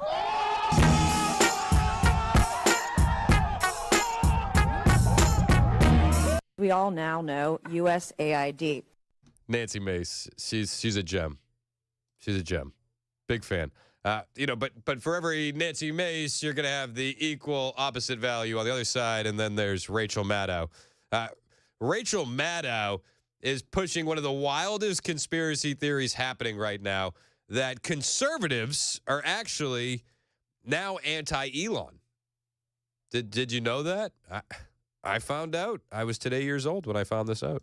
Here on this side of the Atlantic, new polling from The Economist and YouGov looks at how Americans feel about the CEO of Tesla, and specifically his involvement in the U.S. government now after he spent so much money to get Donald Trump elected to the presidency.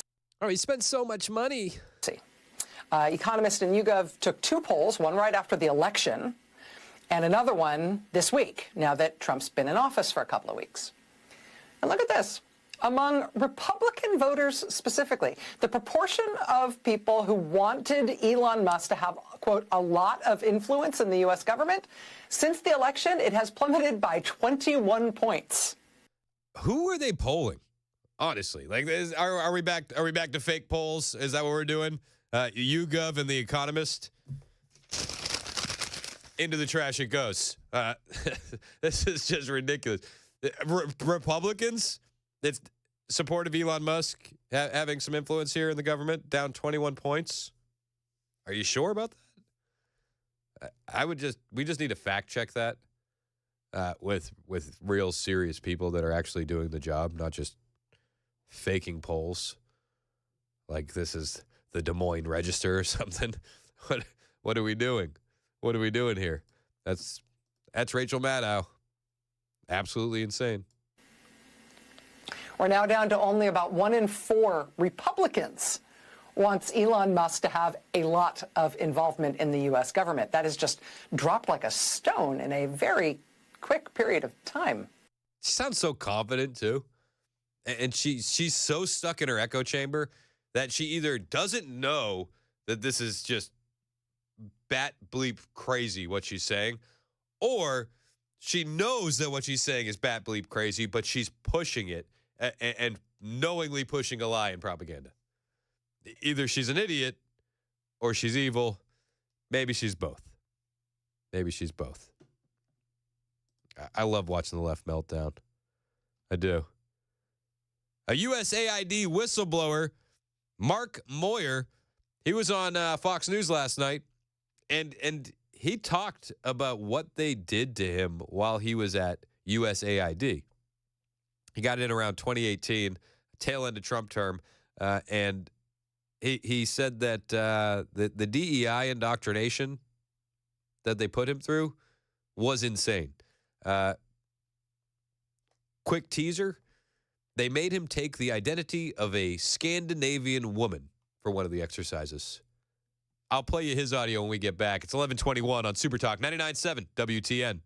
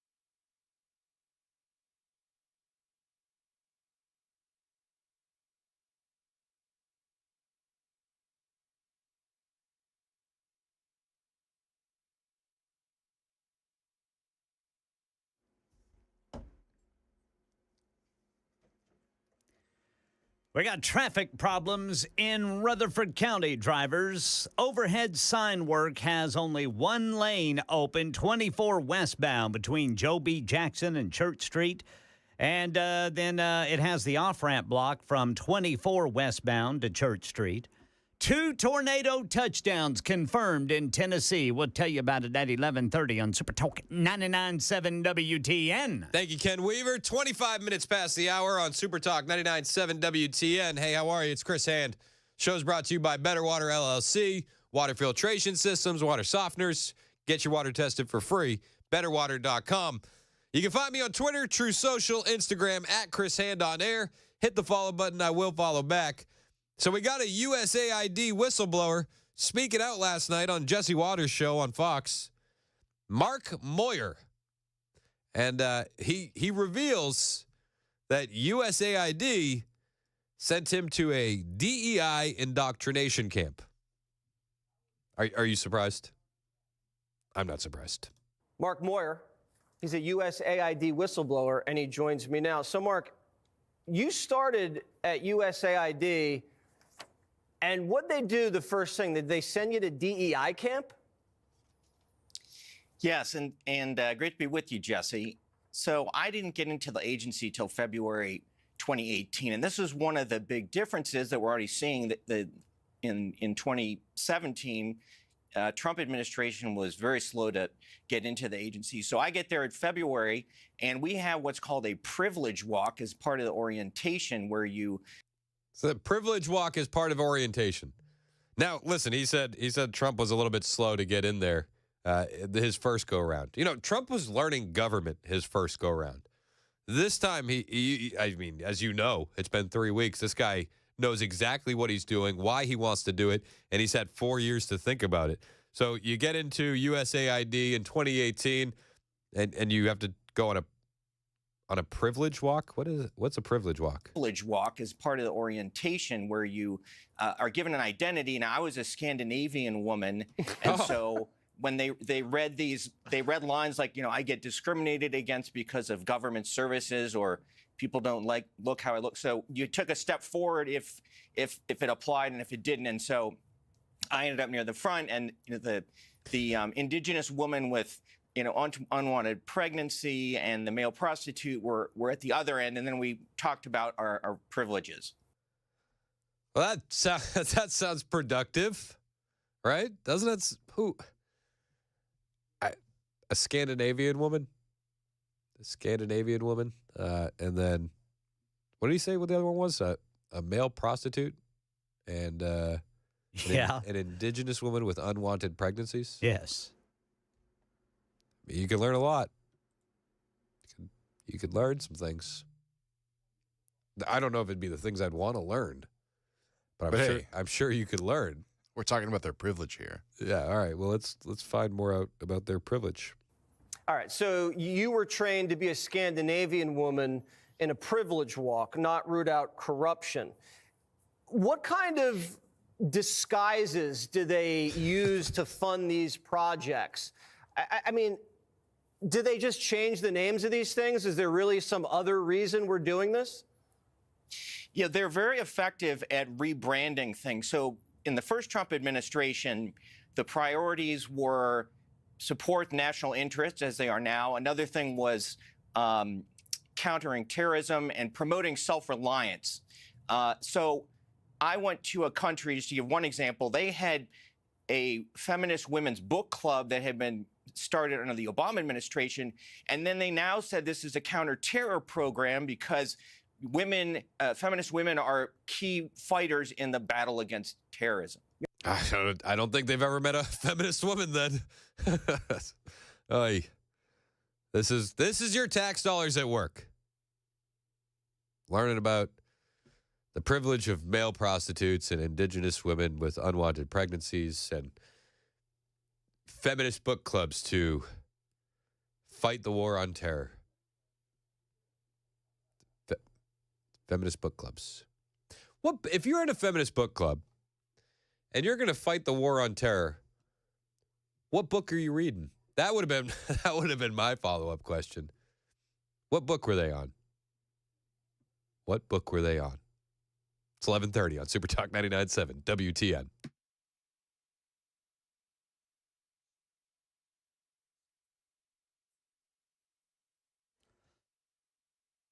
$11:30 on the dot. I'm Ken Weaver with your top stories. Got the full forecast in 5 minutes. Well, the National Weather Service confirms 2 tornadoes touched down in Tennessee last night. There was an EF2 near Deer Lodge in Morgan County.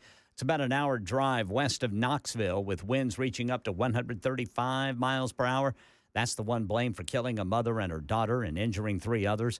National Weather Service confirming an EF1 touchdown in the Thornhill area of Granger County. That's about 45 miles northeast of Knoxville.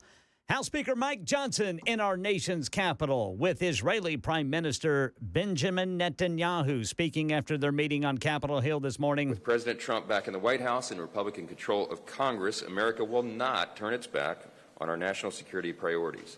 Our support for Israel remains ironclad. Meanwhile, Britt Clement says the International Criminal Court pushing back on President Trump's executive order imposing sanctions on its staff for its arrest warrant for Netanyahu. Trump's move, it has been met with condemnation by many U.S. allies, including the Netherlands and Germany, the UN also condemning it, while Trump's executive order said both nations are thriving democracies with militaries that strictly adhere to the laws of war. You have to remember that President Biden also criticized the ICC's warrant for Netanyahu. Job market cooled off in January. Private sector adding 143,000 in January, well below the 170,000 that were expected. It's a significant drop-off from last month's blowout report that showed 256,000 jobs added in December.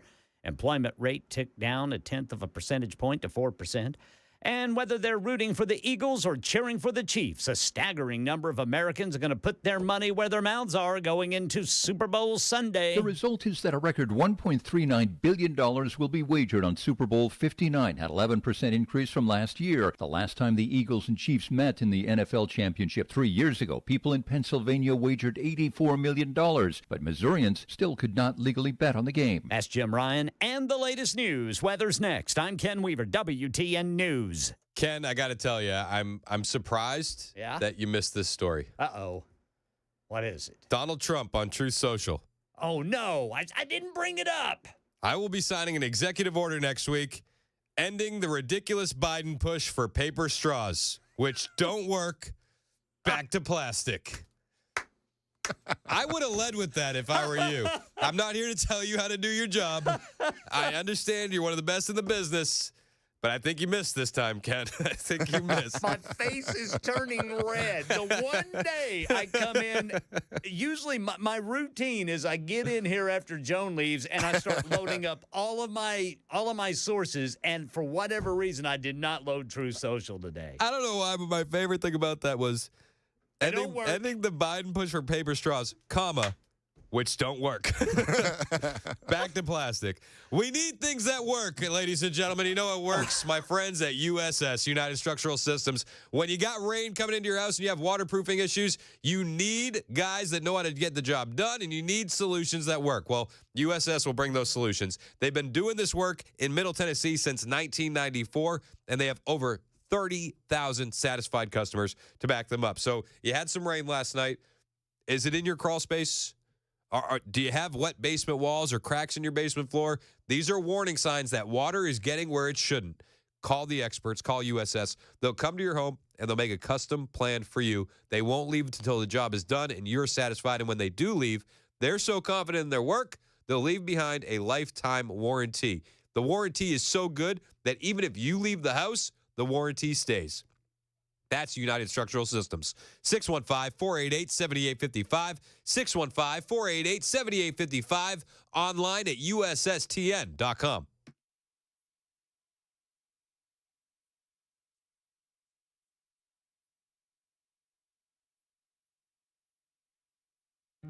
Hey, what's up, guys? It's Matt Murphy in the middle of downtown Franklin, Tennessee. We've talked so much about Savory Spice. I thought, why not show you the place? So let's go on in and see what's popping at Savory Spice. As I've always said, you will smell the spices even before you walk in. I can smell them right here in the doorway. Come on in and let's introduce you to the one and only Holly who is the owner and proprietor of Savory Spice. Say hey, Holly. Hello, everyone. Now, enough about Holly. Let's talk about Spice and Easy products like the incredible taco soup, which, as I said, you put this in a crock pot, you put all the ingredients that it tells you to buy right there, you put the spices in, and it's so easy. So if you don't know what you're doing around the kitchen, it's a perfect way to find your way around the kitchen, as is the Mediterranean dill risotto. Now, for the holidays, pumpkin pie spice. What doesn't it have, Holly? Pumpkin. Doesn't have any pumpkin in it. That's a fun fact for all of you kids out there. Now, if you stop by Savory Spice, either in the Franklin location or at L&L Market, you can get yourself a sample of the dill dip, which is my absolute favorite. Just tell them Matt Murphy sent you to Savory Spice with purchase now. So come by Franklin or L&L Market in Nashville and come see Holly and the entire crew at Savory Spice.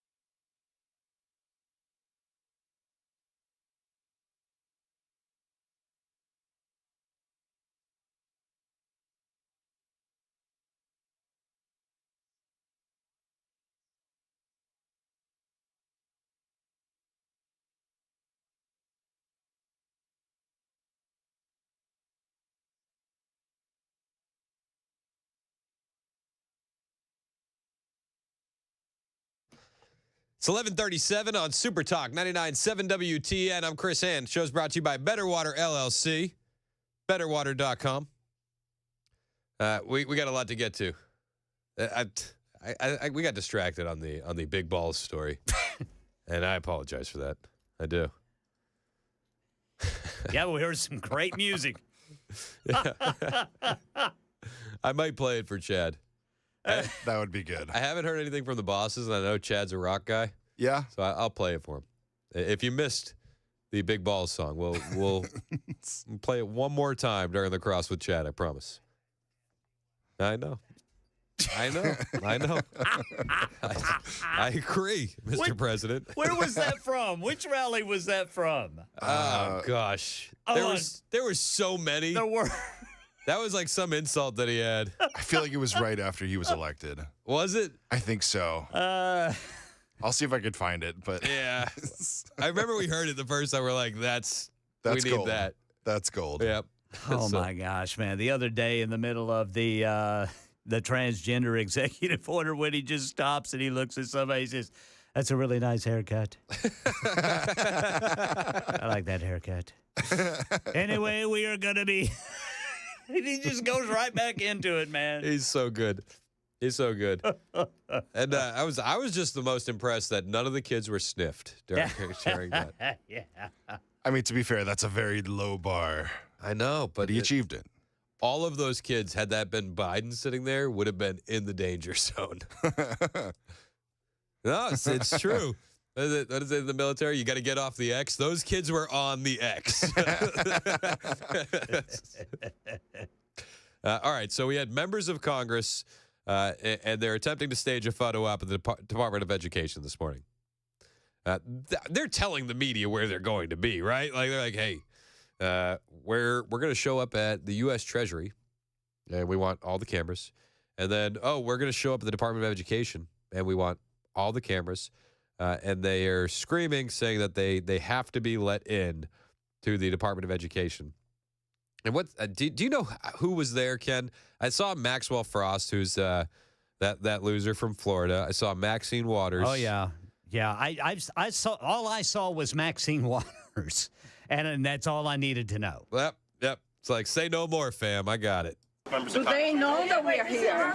Max, ask the question again. That's important. Were you told, are you making this decision to stand in front of this door on your own behalf, on behalf of the Department of Education, or were you told to come out here and block members of Congress from going to the desk? I'm doing my job. I love that guy. I'm doing my job. Doing my job. I'm doing my job. So everybody's What is that? We're doing our jobs. We're trying to save you. We're doing our jobs. We're trying to save democracy. You had an opportunity to save democracy, and then you installed Kamala Harris, who never got a single vote. Oh, that's how democracy? Ken, is that how democracy works? That's pretty much how democracy works. All man. right, good to know. Gotta vote. Show them your ID.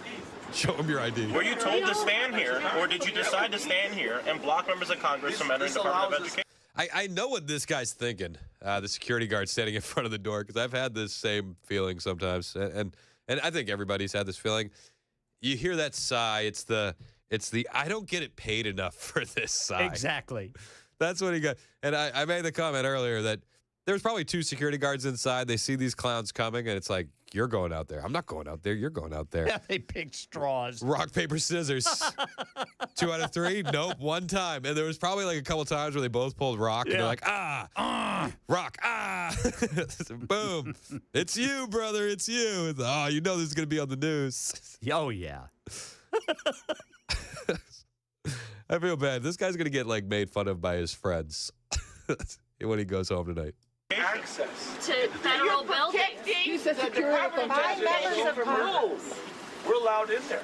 So a private security contractor Do you know who members of Congress are? members of Sure, Congress. we're all members of Congress. Maybe he doesn't understand. Do you A private understand who security members of Congress are? Do you understand who members of Congress are? Maybe he doesn't understand. That's, I think that line right there works real well by changing his, that probably changed his mind. He looked like he thought about it for a second. He's like, actually, you're a member, what is Congress? Yeah. What is Congress? That's so Is condescending. making the decision to block members of Congress from a public access entrance. I don't think he knows. You have the authority what as a Congress private is or security what we do. contractor to Hear the back. I don't think he knows what Congress is or what we do. Well, I'll be honest. I don't know what they do. Doesn't seem to be much of anything these days. block members of Congress. That has been knighted and granted to you. Knighted. You have to at least let us go to the desk. Yeah. Too many goes out. As many Oh declarations you my! want. Look at Nothing's going to that. change. I love that guy. Get him a medal. Honestly, like what was the highest civilian honor that Biden gave Soros and Bill Gates? Oh yeah. Because this guy needs it. This guy needs it. Let us at least go to the front desk. He's like, I'm not, and you can ask as many different ways as you want, but I'm not. And he seems very annoyed. Who told you to do this? Open the door. I see your name. So do you understand who members of Congress are? I got it, yeah. I got And it. you don't care. Who are we then? I got the job to do. You don't care. We have a job to do. We're not dangerous people. We're not, I don't know, we're members security. There are no thieves and thugs out here. We're members of Congress. Oh, well, hey, I think that needs to be fact-checked. She said we're not thieves and thugs. We're members of Congress. I'm sorry. I think maybe I need to be re-educated on what members of Congress are. We're not thieves? Oh. I had a different impression. Parents, we're teachers. Each of the There's our ID. One of the guys holding up his ID. I was like, weren't you guys just yelling about your private information getting out there? And now he's on the news holding up his ID. You know, people are going to be, they're going to be superimposing that. Oh, yeah. That new meme template just dropped, guys. This is our job. This is our job. We're doing our job. Your job is just to raid the Department of Education? I'm doing my job. Is doing that my job? Wait, is that in the description? Member of Congress, sit in chair, do nothing. I feel like they're launching an Raid insurrection. doors. I feel like this is an insurrection. Oh. Oh wow. You're securing this building against who? Members of Congress. Members of Congress. Who are you The people. protecting? in Against this? members of the people's So house this or is the represent the beginning of people. full transparency of this administration. That's right. The administration that talked about they're going to open the doors to all of these things and show the American public what is going on. They want to walk in and see the front desk for full transparency. Trump was on TV, like they're all saying, "I want Linda." He said, "I want Linda McMahon to work herself out of a job and send education back to the states." We want to get in there and see which states he's talking about.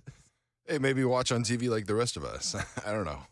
Well, and all their staffers have their phones up behind them, recording it all. This is such theater. And what's wild is they're asking all these questions to the guys who are just told to do their job. He's like, I'm just doing my job. I'm just told to keep you guys out. I'm not associated with the policies or anything like that. He's just doing his job the right way. Yeah, for all we know, this poor guy voted for Kamala. Yeah.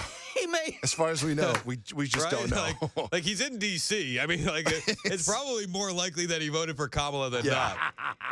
He's like, I'm on your team. I'm just doing my job. I got a wife and a mortgage. I opted not to take the bailout. Please let me be. They won't even open the door to this building to members of Congress. We are not posing any threat here. Weren't these same people just saying we got to take it to the streets the other day, and we're at war? Yep. We got to be willing to kill. Like that's these people. Wild. We're not posing any threat. Get the hell out of our way. No, we are not dangerous people. We have not done anything. We're trying to request a meeting, and they won't. They have a private security contractor. You're trying to request a meeting, ma'am. That would be better in email format, actually. We'll get back to you in 3 to 5 business days. Yeah, we're just trying to request a meeting. A mob of us showing up at the doorstep. An email would work better. Who on his own is making decisions on behalf of the Department of Education. So Congressman Hayes, what you're saying is they allow billionaires and his minions to come in I don't to know this who building. he is. I don't know who he is, but I know who I am. And I'm a member of Congress with oversight responsibilities trying to request a meeting, and a private security contractor is not allowing me to enter the building. They're all like starving for the attention of the camera, right? You notice how like even the Democrats are talking over each other? Like Ken said, they all have their phones out. They're all looking for the Twitter clips. Somebody else started talking and she's like, no, I'm a member of Congress. Yeah. Well, I'm a member of Congress and I belong into the oversight. This is a clown show.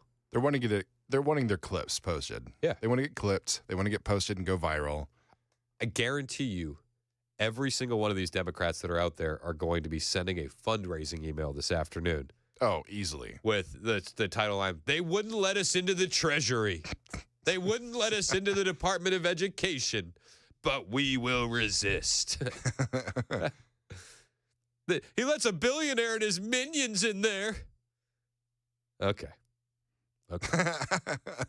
9603 said, Department of Education, sir, this is a Wendy's.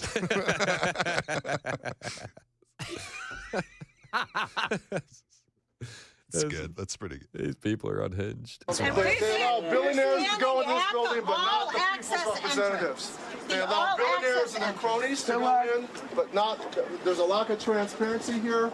The members of Congress, the people's representatives are not allowed in. This is not transparency. They're locking our kids out. They're locking our kids out.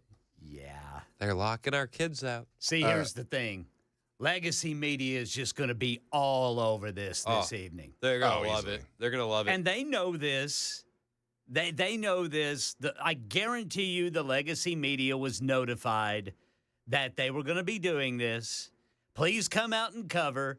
And there will be big old packages tonight that will probably lead the news.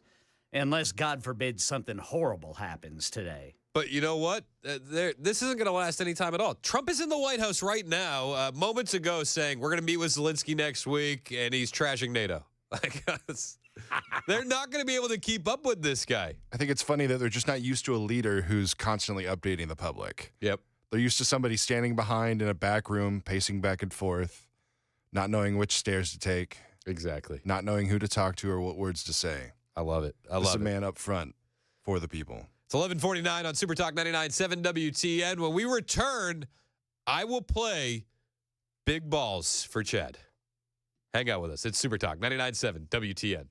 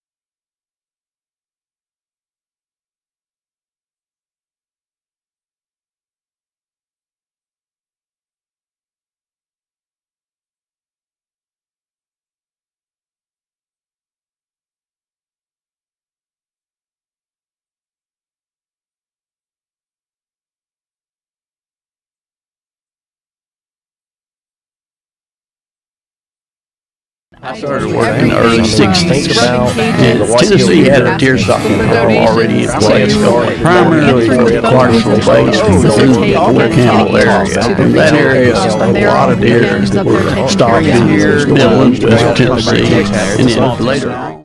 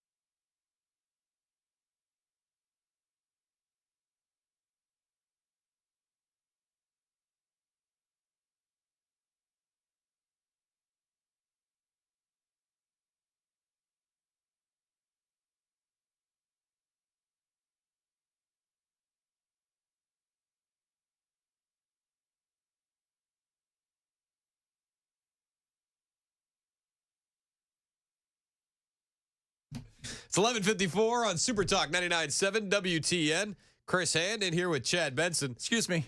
What's up? I'm Big Balls 2, baby. Big Balls 2. So, all right, I feel woefully unprepared because I get in here and I say to Chad, I said, did you see the Big Balls thing? And he said, which one? And I said, there was 2. And I missed that Joy Reid did it. Yeah. She wouldn't say it, though, because it was too dirty. So she spelled Balls. Well, I made a little parody. Let's hear it. And I wonder. I haven't heard it because I was watching on the stream, and Okay. it wasn't on the stream, and I was like, "This either something's Copyrights. going on, Copyrights. or this thing's awesome." All right, copyright issues. Let's do it.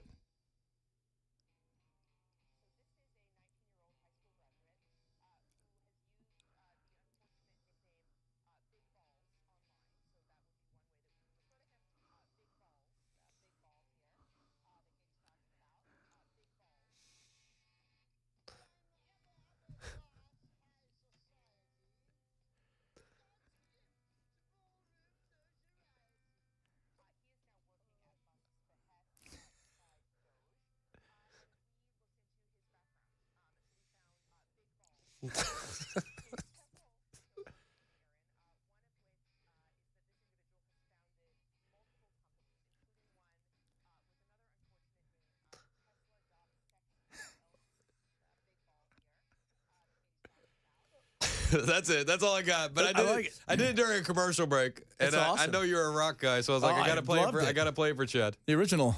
Yeah. The OGs. Yeah. That was funny, though. Yeah, they were.